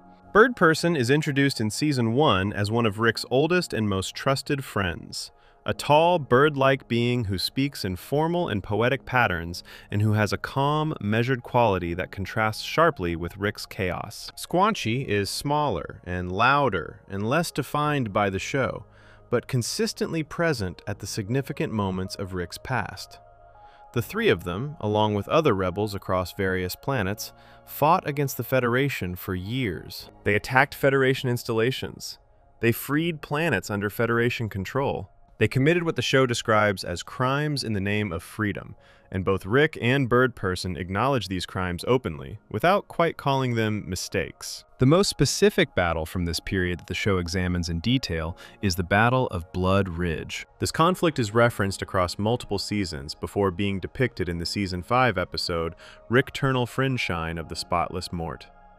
The Battle of Blood Ridge was a confrontation with Federation forces that Rick, Birdperson, Squanchy, and their allies fought and won. The victory itself was not particularly complicated. The rebel forces were effective and coordinated, and Rick and Birdperson fought together with the kind of synchronization that only develops between people who have been through enough together to stop needing to communicate everything out loud. What made the Battle of Blood Ridge significant was not the outcome of the fight, but what happened immediately after it. Rick, standing in the aftermath of a battle he had just helped win, pulled out his portal gun, the same technology that had come from the worst moment of his life, and asked Birdperson to come with him. Not to another battle, not to the next stage of the rebellion, away. Rick had reached a point where he could see the war from a distance that most people inside it could not manage. He understood, with the particular clarity that comes from being able to visit every version of reality, that there was a dimension where the rebellion won, and a dimension where it lost, and a dimension where it never happened at all. None of those outcomes felt permanent enough to justify the ongoing cost. The war was not going to resolve the universe. It was just going to keep consuming people until it did not. Birdperson said no. He believed in the war. He believed the fight against the Federation was worth continuing, worth sacrificing for, worth his life if necessary. And Rick, who had just asked his closest friend to abandon a cause they had both given years to, accepted the answer and left anyway. He walked away from the rebellion. He walked away from Birdperson. He kept his portal gun and disappeared into the multiverse to continue his search for Rick Prime, leaving the war behind him the way he left most things behind, without ceremony, without a real goodbye, with the specific emotional efficiency of someone who has learned that looking back only makes leaving harder. This departure, quiet, unilateral, delivered to Bird Person as a fait accompli rather than a discussion, is one of the most revealing things the show tells us about Rick's character in this period. He did not stop caring about the Federation's victims when he left. He did not stop believing the Federation was wrong. He simply stopped believing that fighting it was going to produce something real enough to justify the cost. And he made that decision alone, and acted on it without waiting for anyone else to reach the same conclusion. This is Rick at his most honest and his most difficult. A man who processes the world faster than the people around him and acts on that processing without pausing to bring anyone with him. The Federation remains a background threat through most of seasons 1 and 2, showing up in various forms. Customs checkpoints, prison ships, bureaucratic inconvenience, until the season 2 finale, The Wedding Squanchers, when it becomes the primary driver of the story in the most personal way possible. Bird Person has been in a relationship with a girl named Tammy Guterman, a human girl who was, at first introduction, simply Summer's friend from school. She had been present in the background of the show for a while, woven into the social fabric of the Smith family's ordinary life in a way that made her feel like background color rather than a significant character. She and Bird Person had grown close. She and Bird Person had fallen in love. And in the season 2 finale, Bird Person invites Rick and the entire Smith family to their wedding on an alien planet, where the ceremony takes place under the light of multiple suns, and the guest list includes some of the most wanted rebels in the galaxy. Tammy stands up during the wedding reception and announces herself as a deep cover agent for the Galactic Federation. She had been planted inside Summer's social circle specifically to get close to Bird Person and, through him, to Rick. Her parents, who had attended the wedding as the perfectly normal human parents of a perfectly normal human girl, were revealed to be Federation robots in disguise, part of her cover. The wedding was a trap from the beginning. Every warm moment between Tammy and Bird Person, every interaction she had with the Smith family, every appearance she had made in the background of the show, all of it was intelligence work. The Federation had been patient enough and sophisticated enough to spend years building a cover identity thorough enough that no one, including Rick, had detected it. Tammy shoots Bird Person multiple times during the reception. He goes down. Federation soldiers swarm the venue. Rick manages to get the Smith family through a portal before they can be captured, running through a series of planets and safe houses until running out of options. And then Rick does something that surprises everyone, including the audience.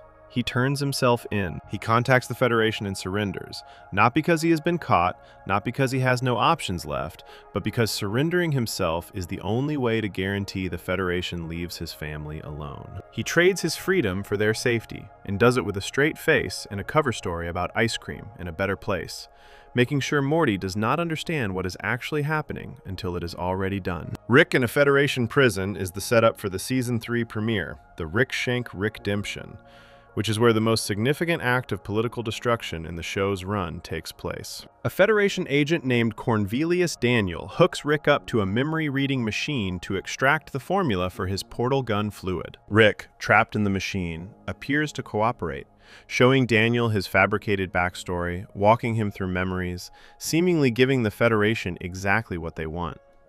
He is not giving them anything. He is running a con from inside a machine designed to make cons impossible, using the fabricated backstory as a vehicle to upload a virus into the Federation's most sensitive systems. The virus does one thing. It makes the Federation's currency, a unit called the Blimflark, worth 0, instantly and permanently. Every Blimflark in circulation across 6,000 planets becomes worthless at the same moment. The economic collapse that follows is immediate and total. The Federation's power was built on its ability to control resources and trade and compensation across its member planets, and that power evaporates the moment its currency becomes meaningless. The Federation president, faced with the complete dissolution of the institution he ran, commits suicide. Federation ships abandon Earth. Federation soldiers dissolve into directionless chaos. The largest government in the galaxy falls apart in the span of a single episode because Rick, sitting in a prison chair with a machine attached to his head, found the one structural weakness that would bring the whole thing down and hit it with a virus while pretending to be cooperative. He did not destroy the Federation because he still believed in the rebellion. He did not do it as a tribute to Bird Person or as a continuation of the war they had fought together. He destroyed it, as Rick himself makes clear, to get back at Jerry. He was annoyed that his son-in-law had seemed briefly comfortable under Federation rule, comfortable enough that Rick took it personally. The most significant act of political destruction in the show's universe was motivated, at least in part, by Rick's irritation with Jerry Smith. The show plays this as both a joke and a genuine character statement. Rick is capable of dismantling governments, and he is also petty enough to do it for reasons that have nothing to do with justice. Bird Person does not die permanently from what Tammy does to him. The Federation takes his body and rebuilds it, turning him into a cybernetic weapon called Phoenix Person, a version of Bird Person that looks like Bird Person, but operates as a Federation enforcer under Tammy's command. When Rick eventually learns what happened to his oldest friend, the show allows him a moment of genuine grief that he cannot quite perform his way out of. He does not have a speech. He does not have a plan. He just has the knowledge that the person he was closest to in the world has been turned into a weapon by the people he spent his life fighting, and that the wedding he attended, the last time he saw Bird Person as himself, was a trap that he did not see coming. The restoration of Bird Person to himself comes in Season 5, in an episode that requires Rick to go inside Bird Person's damaged mind and find whatever is left of his friend worth saving. What he finds there, among other things, is that Bird Person had a daughter with Tammy, a child named Bird Daughter, who was imprisoned by the Federation from birth because of who her parents were. Bird Person's memory of this was suppressed, and it is only through Rick's intervention in his mind that he learns his daughter exists. By Season 7, Bird Person has found and rescued her. Tammy herself survives the events of the Season 2 finale and continues running what remains of the Federation's military forces. She pursues Space Beth across the galaxy in Season 4. She is eventually killed by Rick during those events, though the circumstances are chaotic enough that the show does not dwell on it. The Federation as a functioning institution is essentially gone. Its remnants are scattered. Its currency is worthless. Its president is dead. What it leaves behind are consequences. Bird Person's trauma, Bird Daughter's imprisonment, the power vacuum across 6,000 planets that continue shaping the story long after the institution itself has been dismantled. Before we move on, if you're enjoying this analysis, please consider subscribing. It helps the channel tremendously. And while all of this political history was playing out on a galactic scale, something much smaller and much more personal was quietly becoming one of the most complicated relationships in the show. Because the bond between Rick and the specific Morty who has been with him through all of this, the adventures, the losses, the manipulation, the genuine affection sitting underneath all of it, has been changing in ways that neither of them fully notices until the damage is already done. Section 9. The Beth Problem. Clones, abandonment, and who gets to be real. Beth Smith is the character the show is most patient about. She does not get the sweeping cosmic backstory that Rick gets. She does not get the villain arc that evil Morty gets. She does not get the slow burn deterioration that Morty gets. What she gets, across multiple seasons and through carefully spaced revelations, is something quieter and in some ways more honest than any of those things.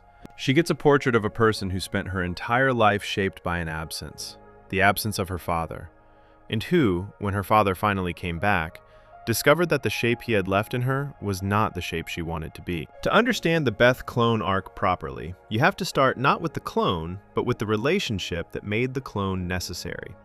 Beth and Rick's dynamic is one of the most carefully constructed parent-child relationships in the show. Rick abandoned Beth when she was a child. He was not there for her growing up. The specific circumstances of his absence are tied to everything established in earlier sections: the hunt for Rick Prime, the building and abandoning of the Citadel, the decades of running through the multiverse chasing revenge while a daughter grew up without him. When he finally came back and moved into the garage of the Smith house in the Prime Dimension, Beth was an adult with her own family, her own career as a horse surgeon, and her own complicated feelings about a father who had appeared in her life. After years of nothing. The show establishes early that Beth is not simply grateful for Rick's return. She is grateful and resentful simultaneously. She defends him constantly, more than he probably deserves, because defending him feels like defending her own choice to let him back in. She enables his worst behavior, his drinking, his recklessness, his complete disregard for the safety of her son.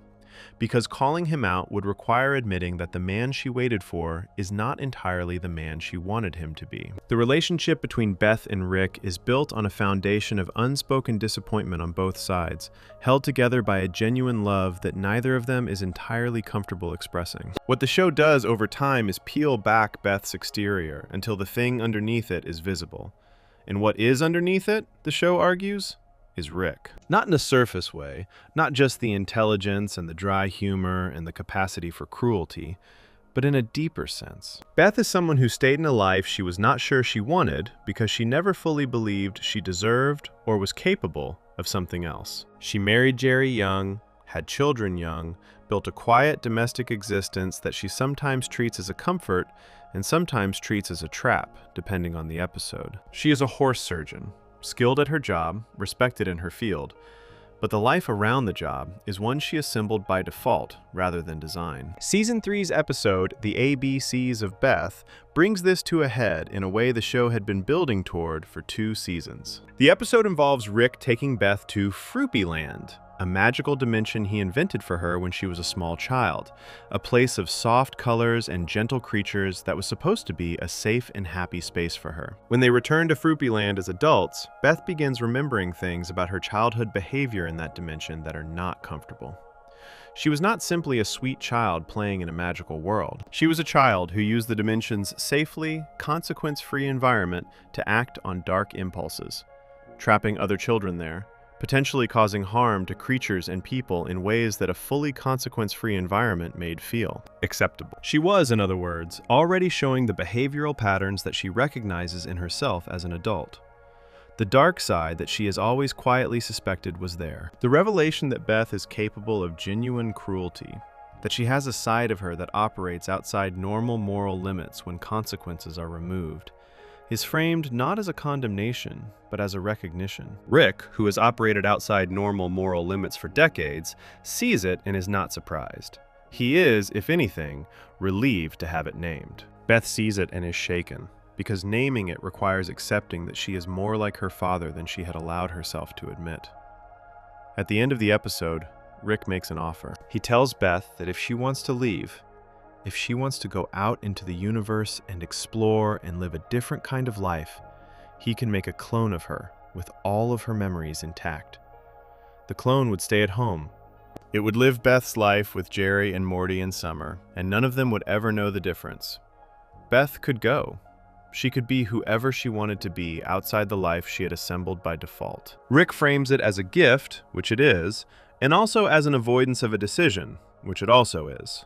Beth asks Rick to decide for her. This is the most significant moment in her character arc and possibly in Rick's parenting arc, and the show makes sure you feel the weight of it. Beth, who has spent her whole life wanting her father to show up, finally has him present enough to make a choice on her behalf, and she hands the choice back to him. She does not want to carry the responsibility of deciding whether to leave her family. She wants the person who left her to decide whether she should leave. There is a painful circularity to it that the show does not underline, but trust the audience to feel. The episode ends without showing what Beth decides. The show cuts to black and lets the questions sit there across the entire 4th season, appearing in conversations and implications and the general shape of Beth's presence in the family without ever directly answering it. This is deliberate. The show is making you live in the uncertainty the way Beth is living in it. The answer arrives in Season 4's finale, Star Mort Rickturn of the Jerry, and it arrives sideways rather than directly. The episode opens not with Beth at home, but with a version of Beth in space, a woman with a cybernetic implant over one eye, a radical haircut, and the confident, dangerous energy of someone who has been living on their own terms for years. She is leading an interstellar rebellion against the remnants of the Galactic Federation.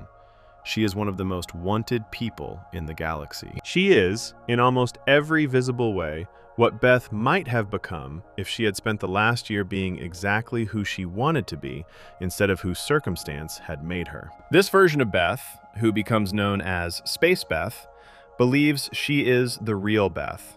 She believes the Beth back on Earth is the clone. She has been carrying this belief while simultaneously building a life in space that she finds meaningful and alive in ways her Earth life never quite was. Then, her medical team finds an implant in her neck, a device that will activate and kill her if she gets too close to the other Beth on Earth. This detail cracks her certainty. If she were the real Beth, why would Rick put a kill switch in her? She goes back to Earth to confront him. What follows is one of the most structurally precise episodes the show has produced. Space Beth and Earth Beth meet. Each believes the other is the disposable copy. Each has reasons to support her belief and reasons to doubt it. Rick is no help. Not because he is being deliberately cruel, but because he genuinely does not know which is which. The Season 4 finale reveals this in a memory sequence. Rick made the clone. He prepared both Beths for the transfer, one to stay, one to go. And then, before the transfer happened, he turned away. A machine shuffled both of them randomly, mixing them up so thoroughly that even Rick had no way of knowing which Beth went to space and which Beth stayed home. He then erased his own memory of the event. He tells his own memory, in the voiceover of this sequence, that he did it because he is a terrible father. This is the most honest thing Rick says about himself in the entire season. He did not want to know which daughter he had sent away. He did not want to carry the weight of having made that choice. So he built a machine to make the choice random, and then removed his own memory so he could not be held responsible for the outcome. It is an act of love. He genuinely could not bear to choose, and an act of profound cowardice simultaneously. Both of those things, at the same time, without one canceling out the other. Both Beths, confronted with the permanent uncertainty of which of them is original and which is a copy, eventually decide that the question does not need an answer. They are both real. They are both Beth. They have the same memories up to the point of divergence, and they have both built genuine lives from those memories in different directions. The show endorses this conclusion not by having a character explain it, but by simply moving forward with both Beths present in the family and treating both of them as equally real, equally valid, equally Beth. Morty and Summer adapt to having two mothers with a speed that reflects how normalized the extraordinary has become in their lives. They call one Space Mom. They treat her presence as an expansion of the family rather than a complication of it. Jerry, predictably, absurdly, and somehow endearingly, also adapts, developing separate relationships with both Beths that accommodate their very different personalities. The show does not make this a crisis.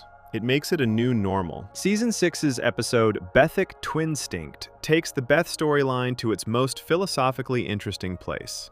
The two Beths develop a romantic relationship with each other. The episode frames this as the most literal possible expression of self-love. Two versions of the same person finding each other attractive and deciding to explore what that means. The family's reaction ranges from confused to uncomfortable to eventually accepting, and the episode does not treat the relationship as a joke or a gimmick. It treats it as a genuine exploration of what identity means when two people share a foundation and have built different structures on top of it. They are not the same person anymore. They diverged enough to find each other interesting. They are similar enough to find each other familiar in a way that no one else could be. What the Beth clone arc is ultimately about, beneath all the sci-fi mechanics and the family comedy and the philosophical questions about identity, is the story of a woman who was shaped by abandonment into someone who could not fully commit to her own life. And what happens when that woman is finally given a choice, and a father who admits, through the mechanics of a clone and a shuffled memory, that he does not know how to be responsible for the choices he makes about her either. Rick gave Beth freedom and then arranged things so neither of them would have to feel the full weight of that freedom.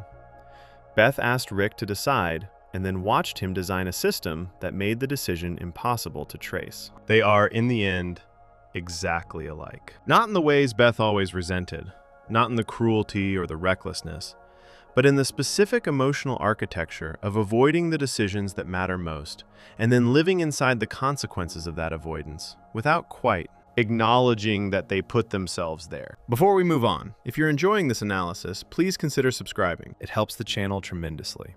And while all of this was unfolding in Beth's story, something was quietly unfolding in Morty's story that the show had been building toward since the very first episode. A change in who Morty is and what he is capable of, happening so gradually that it is almost invisible until you look back at where he started and measure the distance to where he has ended up. Section 10. Morty's deterioration. The cost of being Rick's companion.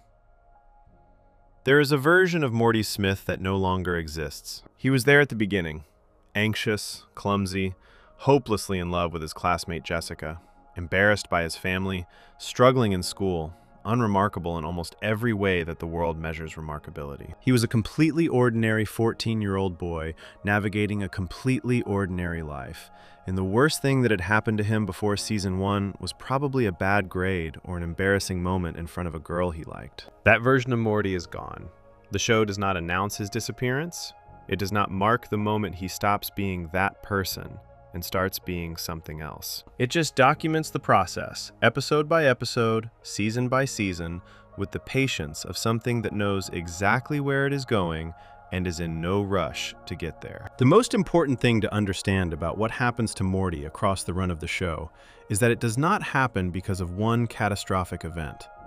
It happens because of accumulation. Trauma does not always arrive as a single, enormous thing that breaks a person cleanly in two. Sometimes it arrives in pieces, small enough that each one seems manageable on its own, adding up over time to something that has fundamentally changed the shape of a person without them ever having a moment where they could point to the change and name it. Morty's version of this begins in Season 1, Episode 6. He buries his own body in a garden. He has just watched his entire world collapse because of a love potion he asked Rick for, watched his family turn into monsters, watched civilization end, and then traveled to a replacement dimension where he will spend the rest of his life, pretending to be someone he is not, in a family that is not technically his. He cries alone in a bedroom that belongs to a version of him who is dead outside. Rick does not sit with him in this. Rick has already moved on. Morty absorbs it, pushes it down, and gets up the next morning and goes to school. This is the template. Something terrible happens. Rick does not process it with Morty in any meaningful way. Morty absorbs it. Life continues. The next thing happens. The Season 3 episode, Morty's Mind Blowers, is the show's most concentrated examination of what this accumulation looks like from the inside. The episode is structured as a showcase of memories that Rick has removed from Morty's mind, experiences so traumatic, so destabilizing, or so damaging to Rick's image that Rick decided it was better to take them out than to let Morty carry them. On the surface, this looks like kindness. Rick erasing Morty's worst memories so Morty does not have to live with them. But the episode is careful to show you what the memories actually contain. And when you look at them clearly, the kindness reading becomes harder to hold on to. In one memory, Morty caused an innocent man to kill himself. The man was accused of being a threat to others based on information Morty passed along, and the accusation was wrong, and the man took his own life because of it. In another memory, Rick and Morty stranded 2 astronauts in an alien prison with no way to return home, and Morty was part of the decision that left them there. In another, Morty talked a warrior out of a spiritual belief that gave the warrior's life meaning, and the warrior, without that belief, was condemned to an afterlife of suffering. In another, Morty watched his mother tell him, clearly and directly, that if she had to choose between saving him and saving Summer in a crisis, she would choose Summer. In another, his entire family sat around him saying they loved him while being completely bored, performing affection because a parasitic creature in Morty's body required it, and the performance was so hollow that it was worse than silence would have been. These are the memories Rick decided Morty could not carry.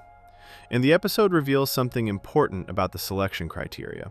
Some of the memories are ones where Morty did something terrible. Some are ones where something terrible was done to Morty. But some of them are ones where Rick made a mistake or was responsible for something going wrong, and those memories are in the collection too. Rick is not only protecting Morty, he is editing the record. He is removing the evidence of his own failures from the only witness who was close enough to see them. The memory erasure is presented as a gift to Morty, and it is also, simultaneously, an act of self-protection. Both things are true, and the show makes sure you can see both of them at once. There is a specific moment in the episode where Morty and Rick accidentally erase each other's memories and are left with nothing. No knowledge of who they are, no context for where they are, no relationship with each other. Summer finds them and walks them through a procedure for exactly this scenario, which implies it has happened before. The procedure involves cue cards and specific instructions and is clearly something that has been prepared in advance. Rick planned for the possibility that both of them might one day know nothing about each other and need to be reintroduced. The fact that this contingency exists, that Rick prepared for it, is its own window into how many times things have gone wrong between them in ways that required management. The deterioration is not only visible in the big moments. It is visible in the smaller behavioral changes that accumulate across the seasons and that are easy to miss individually, but impossible to ignore when you put them together. Early Morty is reactive. He follows Rick. He protests. He argues. He is clearly uncomfortable with most of what he is asked to do, and he makes that discomfort visible even when he cannot stop the thing from happening. Early Morty has a full emotional register and uses it. Later Morty is different. He takes risks that early Morty would never have considered. He makes catastrophic decisions with a speed and confidence that suggests the part of his brain responsible for measuring consequences has been worn down by repeated exposure to consequences that were impossible to predict anyway. Season 4's One Crew Over the Crew-Coo's Morty shows a Morty who is aggressively competitive and strategically sophisticated in ways that mirror Rick's patterns more than his own. Season 4's The Vat of Acid episode shows Morty using a device Rick made for him, one that creates save points in reality that Morty can return to live out scenarios with full recklessness, hurting people, making terrible decisions, and then resetting back to the save point as though the people hurt in the discarded timeline did not matter. When Rick reveals at the end of the episode that resetting to a save point does not undo those timelines but simply abandons them, that every timeline Morty discarded contained real people living out real consequences of Morty's choices, the horror on Morty's face is genuine. But the behavior that led to the revelation is also genuine. Morty chose to use the device the way he used it. He chose the recklessness. He was not tricked into it. The Death Crystal episode from Season 4, Rattlestar Rick Lactica, is a different episode. The Death Crystal one is Edge of Tomorty, Rick Die Rick Pete. Shows Morty obtaining a crystal that reveals to its holder the exact circumstances of their day, death. Morty's Death Crystal shows him dying in the arms of Jessica, the girl he has been in love with since the beginning of the show. He becomes fixated on this image. He becomes willing to make any decision, take any action, cause any amount of harm to other people if he believes it moves him toward the future the crystal showed him. He is not acting from love at this point. He is acting from obsession, from the kind of certainty that removes other people's reality from consideration because your own desired outcome has become the only thing that feels real. This is Rick's behavioral pattern. Not Rick at his best, Rick at his most self-destructive. And Morty is performing it in Season 4, directed at a vision of his own death. Season 5 continues and deepens this. The episode Rick Dependent Spray involves Morty making a decision so specifically and personally humiliating, using a device at a horse hospital in a way that directly causes a global crisis, that the show is clearly making a point about how far. Morty has drifted from the anxious, self-conscious kid of Season 1 who was too embarrassed to talk to a girl in his class. The Morty of Season 5 does not operate from self-consciousness. He operates from impulse, and the impulse has become increasingly destructive. Forgetting Sarek Mortshall is the Season 5 episode where the deterioration is most explicitly named. Rick and Morty have a fight, a real one, with genuine anger on both sides, and separate. Rick finds new adventure companions in a group of intelligent crows. Morty finds a new Rick figure in a chaotic, unpredictable man named Nick, who is described as a portal junkie, someone addicted to the rush of dimension hopping in the same way an addict is addicted to a substance. The parallel is not subtle. Morty, separated from Rick, immediately gravitates toward the closest available substitute, someone who provides the same unpredictability, the same danger, the same feeling of being pulled through something bigger than yourself without being able to control it. He does not want calm. He does not want safe. He has been conditioned across 4.5 seasons to find normal life insufficient. When Morty eventually returns to Rick, not because Rick asks him back, but because Morty initiates the reconciliation. The show frames this as a complicated moment. On one level, it is two people who genuinely care about each other finding their way back to each other. On another level, it is a document of how thoroughly Morty has been shaped by the relationship into someone who cannot function well outside of it. He comes back not just because he misses Rick, but because the alternatives feel wrong in a specific way. Too slow, too safe, too ordinary for a nervous system that has been trained on cosmic horror and interdimensional crisis. The Season 2 episode Total Recall contains a detail that lands differently once you understand the full arc. The episode involves alien parasites that implant false memories into the Smith household, creating fake relatives that feel completely real to everyone experiencing them. The way to identify a parasite is to find a memory that is genuinely bad. The parasites can only create positive memories, so any painful or uncomfortable memory is proof of a real relationship. Morty, going through his memories of Rick to test whether Rick is a parasite, finds memory after memory of Rick doing something terrible to him. And he concludes, from this evidence, that Rick must be real. The proof of their relationship's authenticity is the accumulation of bad experiences. This is played as a joke. It is also one of the most quietly devastating things the show has ever done. The Morty's Mind Blowers episode also contains the True Level sequence, which functions as a metaphor for exactly what Rick has been doing to Morty's mind across the whole show. Rick breaks Morty's ordinary tool, a simple level used for building a shelf, and shows Morty something called True Level, a perfected and absolute form of the concept that Morty's mind cannot fully contain. The experience is overwhelming. It is described in terms that suggest something like a religious vision, an encounter with something so complete and real that ordinary reality becomes permanently insufficient by comparison. When Morty steps off the platform and back into regular life, the regular level he was using before is broken. He cannot go back to the ordinary version of the thing after experiencing the perfect version. This is the show's clearest statement of what every adventure with Rick does to Morty. Every brush with the cosmic, every encounter with the impossible, every moment where reality bends in ways that should not be possible, all of it is True Level. All of it is Rick showing Morty the perfect and overwhelming version of existence, and then sending him back to school on Monday morning to sit through a math class. The ordinary level gets broken a little more each time. The ordinary world becomes a little harder to live in.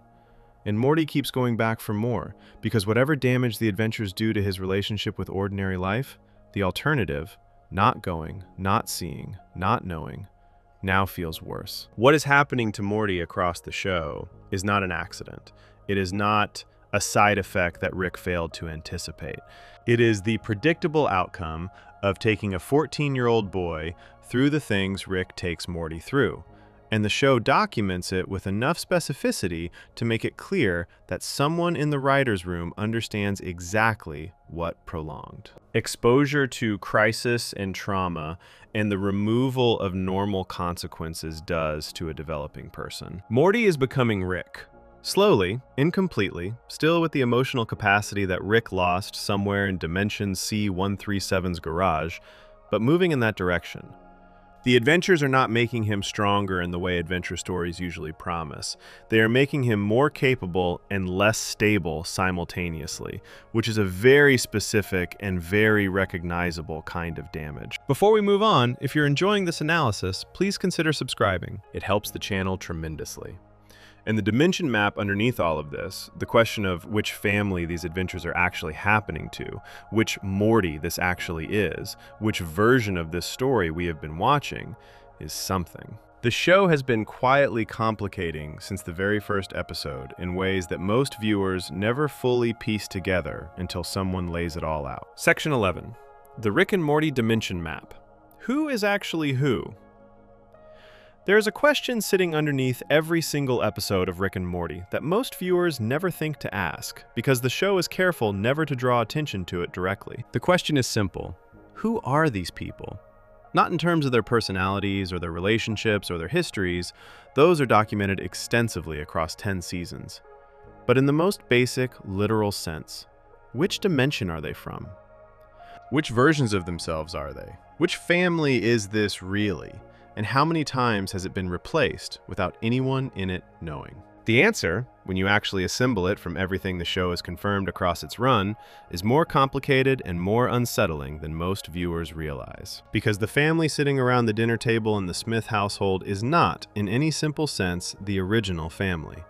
It is not even the second family. It is a collection of people from different dimensions who ended up together through a series of accidents, replacements, and strategic decisions, none of which were communicated to the people most affected by them. Start with Rick. Rick C-137 is named after Dimension C-137, which is identified throughout the show as his home dimension. The place he was born, the place he grew up, the place where Diane and Beth died in the bombing. This is accurate. He is from C-137. But C-137 is not where he lives. C-137 is not where the show takes place. C-137, as established in Season 6, is a dimension with no Morty, no Summer, and no living Beth, because that dimension's Beth died as a child and therefore never grew up to meet Jerry and have children. C-137 is a ghost dimension, frozen on a time loop of its worst day until Rick finally releases it in Season 6 and allows everyone inside it to stop repeating that day and simply die. The dimension the show actually begins in is the Prime Dimension. This is the original home of Jerry, Beth, Summer, and Morty, the family as they existed before Rick showed up. It is also the original home of Rick Prime, the man who killed Diane and Beth in C-137. Rick Prime came from the Prime Dimension. He abandoned his wife and daughter there, traveled the multiverse, and eventually settled into the life the show depicts him living when he appears in Season 6. A Rick operating entirely alone, without family, without attachment, occupying a space station and running operations from a distance. When Rick C-137 arrived in the Prime Dimension and moved into the Smith family's garage, he was not arriving in a random dimension that happened to have a convenient family available. He was arriving specifically in the dimension where Rick Prime had originally come from, and where Rick Prime's abandoned family, his daughter Beth, her husband Jerry, their children Summer and Morty, were still living. The Morty in the Prime Dimension is Rick Prime's biological grandson, not Rick C-137's. Rick C-137 has no biological connection to this Morty at all. He is a man who moved into his enemy's abandoned family and became their grandfather by proximity and time and genuine attachment, not by blood. This is confirmed explicitly in Season 6. Rick C-137 tells Morty directly, Morty Prime is Rick Prime's grandson, not his. The Rick that Morty grew up with, the Rick who has been taking him on adventures, the Rick who loves him in the complicated and damaging and real way that the show has documented across 10 seasons, that Rick is not Morty's actual grandfather. He is a replacement who came to wait for an enemy and stayed because he fell in love with the family the enemy left behind. Now layer on the Croninberg disaster from Season 1, Episode 6. When Rick and Morty's Croninberg mistake made the Prime Dimension uninhabitable, they did not return to C-137. They could not. C-137 had no Morty. And going back there would have meant Rick going home to a dimension with no one in it worth staying for. Instead, they found Dimension C-131, where an identical version of the events had just played out, and where that dimension's Rick and Morty had both just died. They moved in. They took over. The Beth, Jerry, and Summer they have lived with from Episode 6 of Season 1 onward are the Beth, Jerry, and Summer of C-131. The original Prime Dimension family, Morty's actual original family, the mother and father and sister he was born to, were left in a Croninberged world. The show revisits the Prime Dimension family in Season 3's premiere. Croninberg Prime Summer and Croninberg Prime Beth have survived and adapted. They are harder and more capable than the versions Rick and Morty left behind, shaped by the apocalypse their absence helped cause. The Council of Ricks arrives looking for Morty and Summer and freezes Croninberg Beth and Summer in ice. Season 6 later confirms that both of them died in that ice. The original mother and sister of the Morty we follow throughout the show are dead, killed indirectly by the consequences of decisions made in their dimension without their knowledge or consent. Croninberg Prime Jerry, the original father, survives the ice. He is the last living member of Morty's original family from the Prime Dimension. And then Rick Prime, reset to the Prime dimension in the Season 6 premiere, encounters Jerry Prime and kills him. Every member of the original family is now gone. The mother, the sister, and the father of the Morty who has been going on adventures with Rick are all dead. And Morty does not know any of this because he has never been told the full story of what happened to the people he was born to. The Morty we follow, Morty Prime, is now living in C131 with the Beth and Jerry and Summer of that dimension, who are not his original family, being raised by a Rick who is not his original grandfather, in a house that belonged to a version of himself who died so that he could have somewhere to live. He has layers of replacement underneath him that he has never been fully informed about, and the show allows this to sit as uncomfortable background fact rather than resolving it into a dramatic confrontation. Then there is the Jerry problem, which the show introduces as a joke and later confirms as something more than a joke. In Season 2, Rick and Morty drop Jerry off at a place called Jerry Boree, an interdimensional daycare for Jerrys from across the multiverse, a facility specifically designed to occupy Jerrys while their Ricks do things that Jerrys would make more complicated by being present. The Jerry Boree is filled with Jerrys from different dimensions who are essentially identical. Same anxieties, same insecurities, same defeated energy, same desperate need to be appreciated. When Rick and Morty come back to collect their Jerry, the show cuts to them walking out with a Jerry and asks, in a throwaway joke format, whether they got the right one. Season 6 confirms that they did not. The Jerry that the Smith family has lived with since early Season 2 is not their Jerry.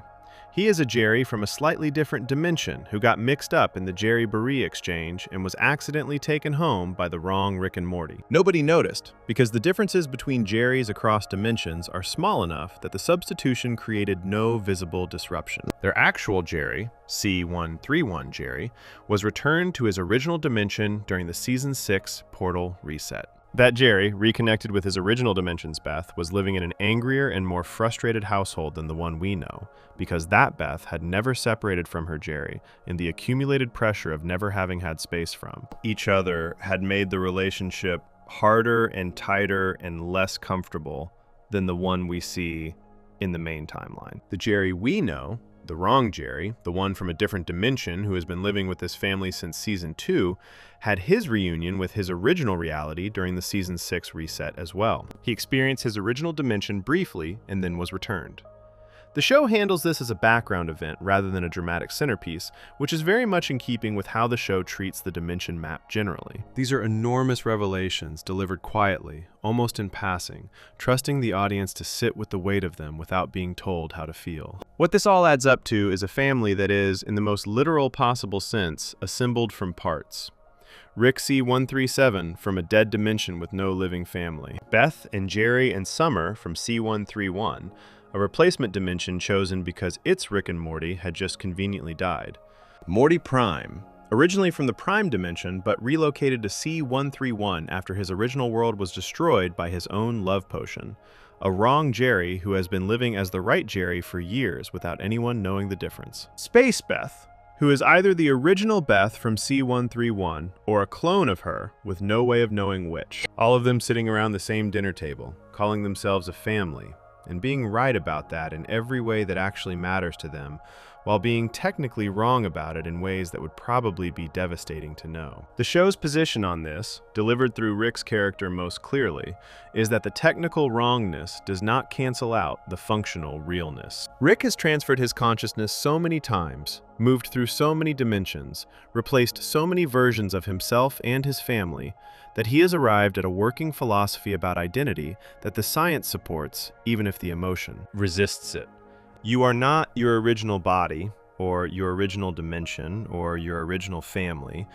You are the accumulation of what you have experienced and who you have chosen to be present for. The Beth in C131 is his daughter, not his original daughter. That daughter is dead in a bombed garage in C137.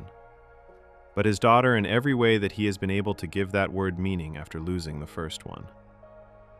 This is both a genuinely held belief and a convenient one. It is true that the relationships are real, regardless of their dimensional origins. It is also true that framing it this way allows Rick to avoid sitting with the full weight of what he has done. the original family abandoned in a Croninberged world, the wrong Jerry living a life that was not built for him, the Morty who does not. Know that his real grandfather is the man who destroyed Rick's life, and that the man he calls grandfather came to his house to wait for an enemy and stayed for love. None of these people are living the life they were originally supposed to live. All of them are living something real anyway. The show holds both of those things at once, and the tension between them is part of what makes the domestic scenes at the Smith house carry a weight that purely comedic family dynamics do not produce. Before we move on, if you're enjoying this analysis, please consider subscribing. It helps the channel tremendously. And underneath all of this, the dimension map, the replacements, the complicated question of who is actually who, is the show's deepest and most consistent argument. The one it has been making since the very first episode, through every adventure and every loss and every terrible decision and every moment of unexpected tenderness. An argument about whether any of this, the connection, the love, the choosing to stay, is worth what it costs. And what Rick's answer to that question actually is, once you strip away everything he uses to avoid having to say it out loud. Section 12. The wubba-lubba-dub-dub of it all. What the show is actually about. There is a moment in Season 1, Episode 3 that most people watch and immediately move past, because the show gives you no reason to stop on it. Rick is at a party. He says his catchphrase, wubba-lubba-dub-dub, the way he always says it, with the energy and the volume of someone performing joy for a crowd. And Bird Person, standing nearby, turns to Morty and says something quietly. He says that in his people's language, wubba-lubba-dub-dub means something specific. It means, I am in great pain, please help me.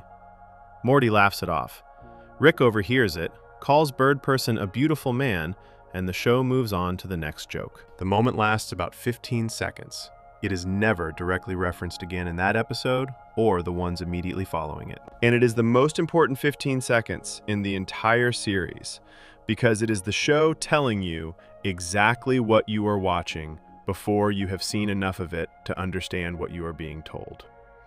Every adventure, every dimension, every alien planet and cosmic horror and galactic government and portal gun escape and burped punchline, all of it, underneath, is a man saying the same thing over and over in a language that only one person in the show ever bothered to translate. I am in great pain. Please help me. The argument this section is making, the argument the entire iceberg has been building toward, is that Rick and Morty is not, at its core, a show about science fiction or adventure or even dark comedy. Those are the surfaces. Underneath them, the show is a document of what grief does to a person over a very long period of time when that person is smart enough to understand exactly what is happening to them and not wise enough to stop it. It is about the specific kind of damage that comes from losing everything you chose over everything else and then spending decades becoming someone who claims to have chosen nothing so that they can never be hurt that way again. Rick C-137 was, before the bomb, a man who made a choice. He chose Diane. He chose Beth. He chose the ordinary life over the infinite one. And the show has been arguing consistently and across every season that this choice, the one that was taken from him by violence, is still the truest thing about him. It is still what he actually is underneath the nihilism and the drinking and the performed indifference. He is still the man from the garage in C-137 who thought his family was worth more than the multiverse. Everything else he became after the bomb is a response to losing the thing he made that choice for. This is why the relationship with Morty is the emotional center of the show, rather than the revenge plot against Rick Prime, or the politics of the Citadel, or the mechanics of the central finite curve. Those things are the architecture. The relationship with Morty is the reason the architecture matters. Rick moved into the Prime dimension to wait for Rick Prime.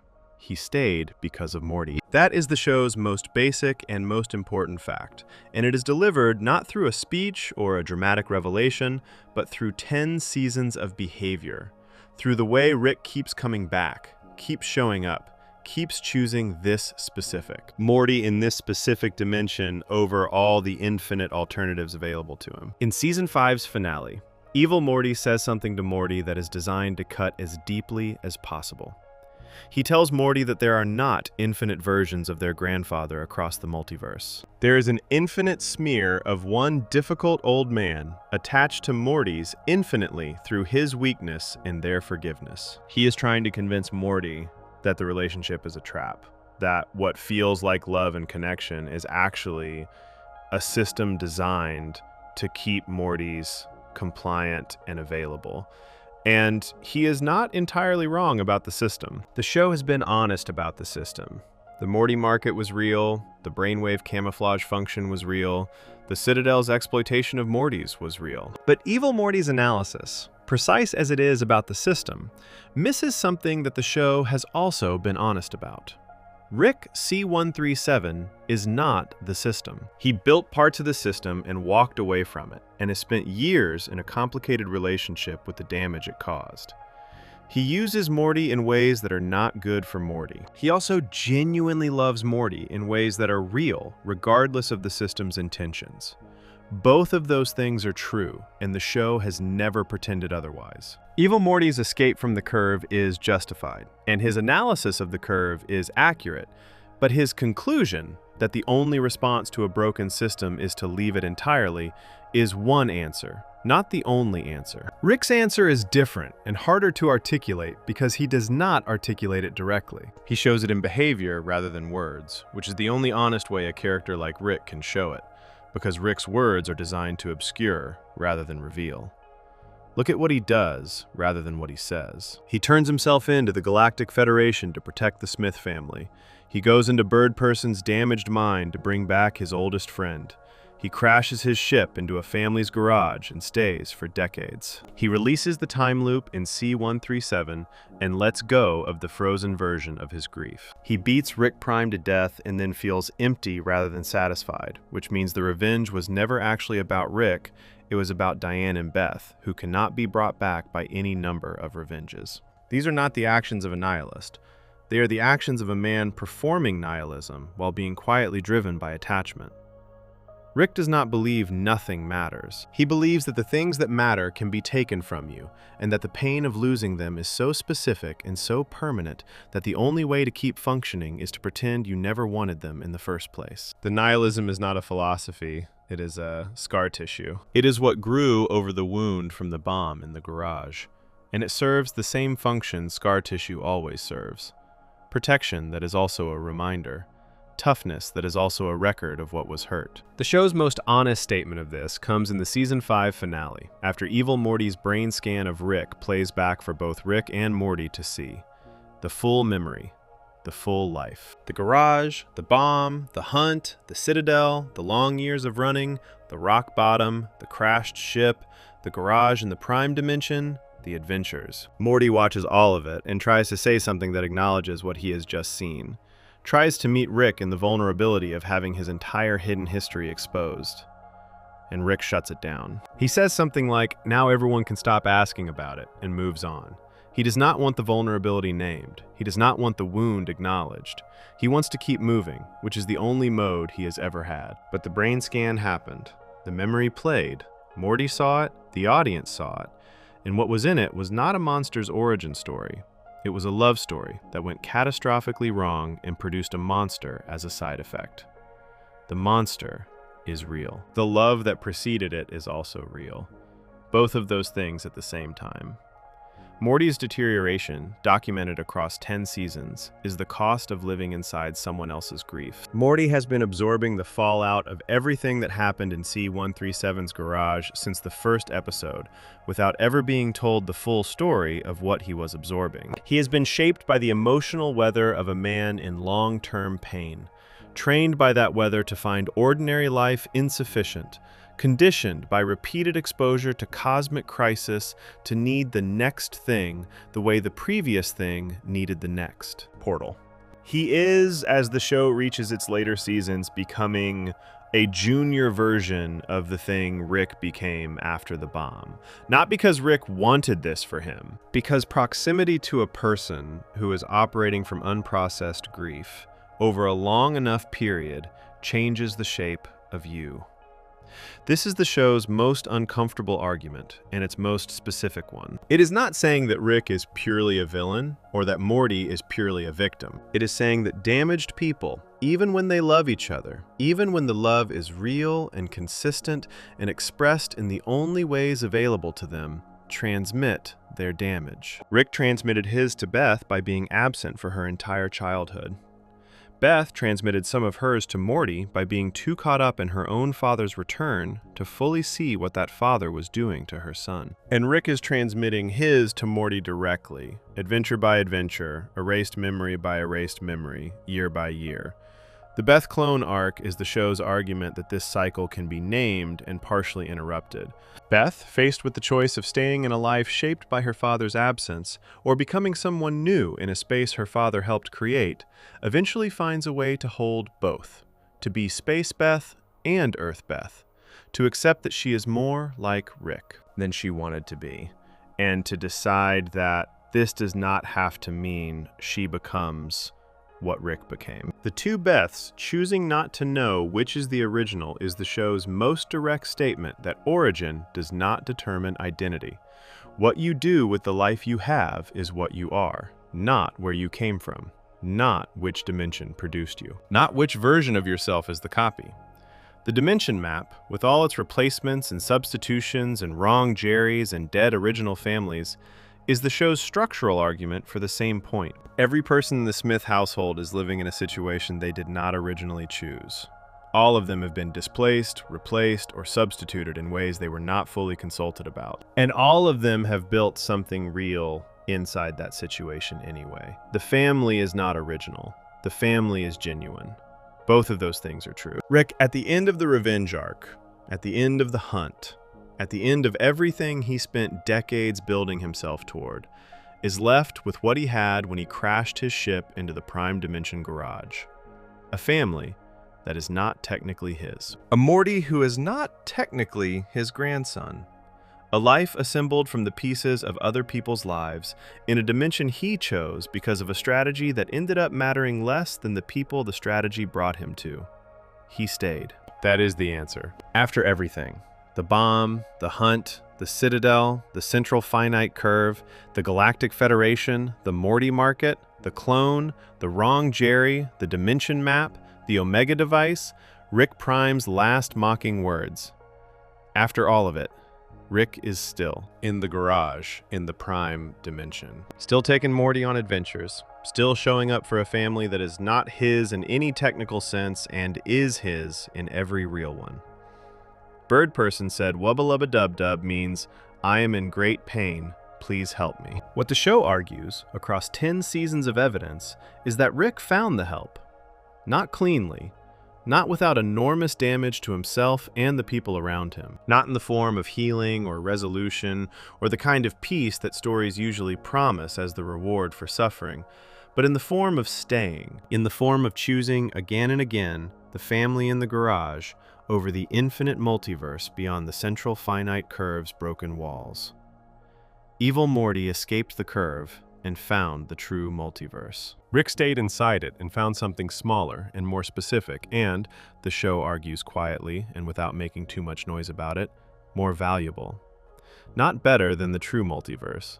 Not a logical choice given everything available to him. Just the thing he kept choosing, which is the only definition of what matters that the show has ever been willing to endorse. The man from Dimension C-137 chose his family over everything once, in a garage, before a bomb came through a portal and took them from him. And then, after decades of becoming something almost unrecognizable in the aftermath of that loss, he found his way back to the same choice. A different family, a different garage, the same answer.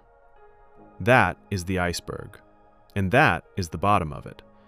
If you enjoyed this video essay, make sure to subscribe. Thanks for watching, and I'll see you in the next one.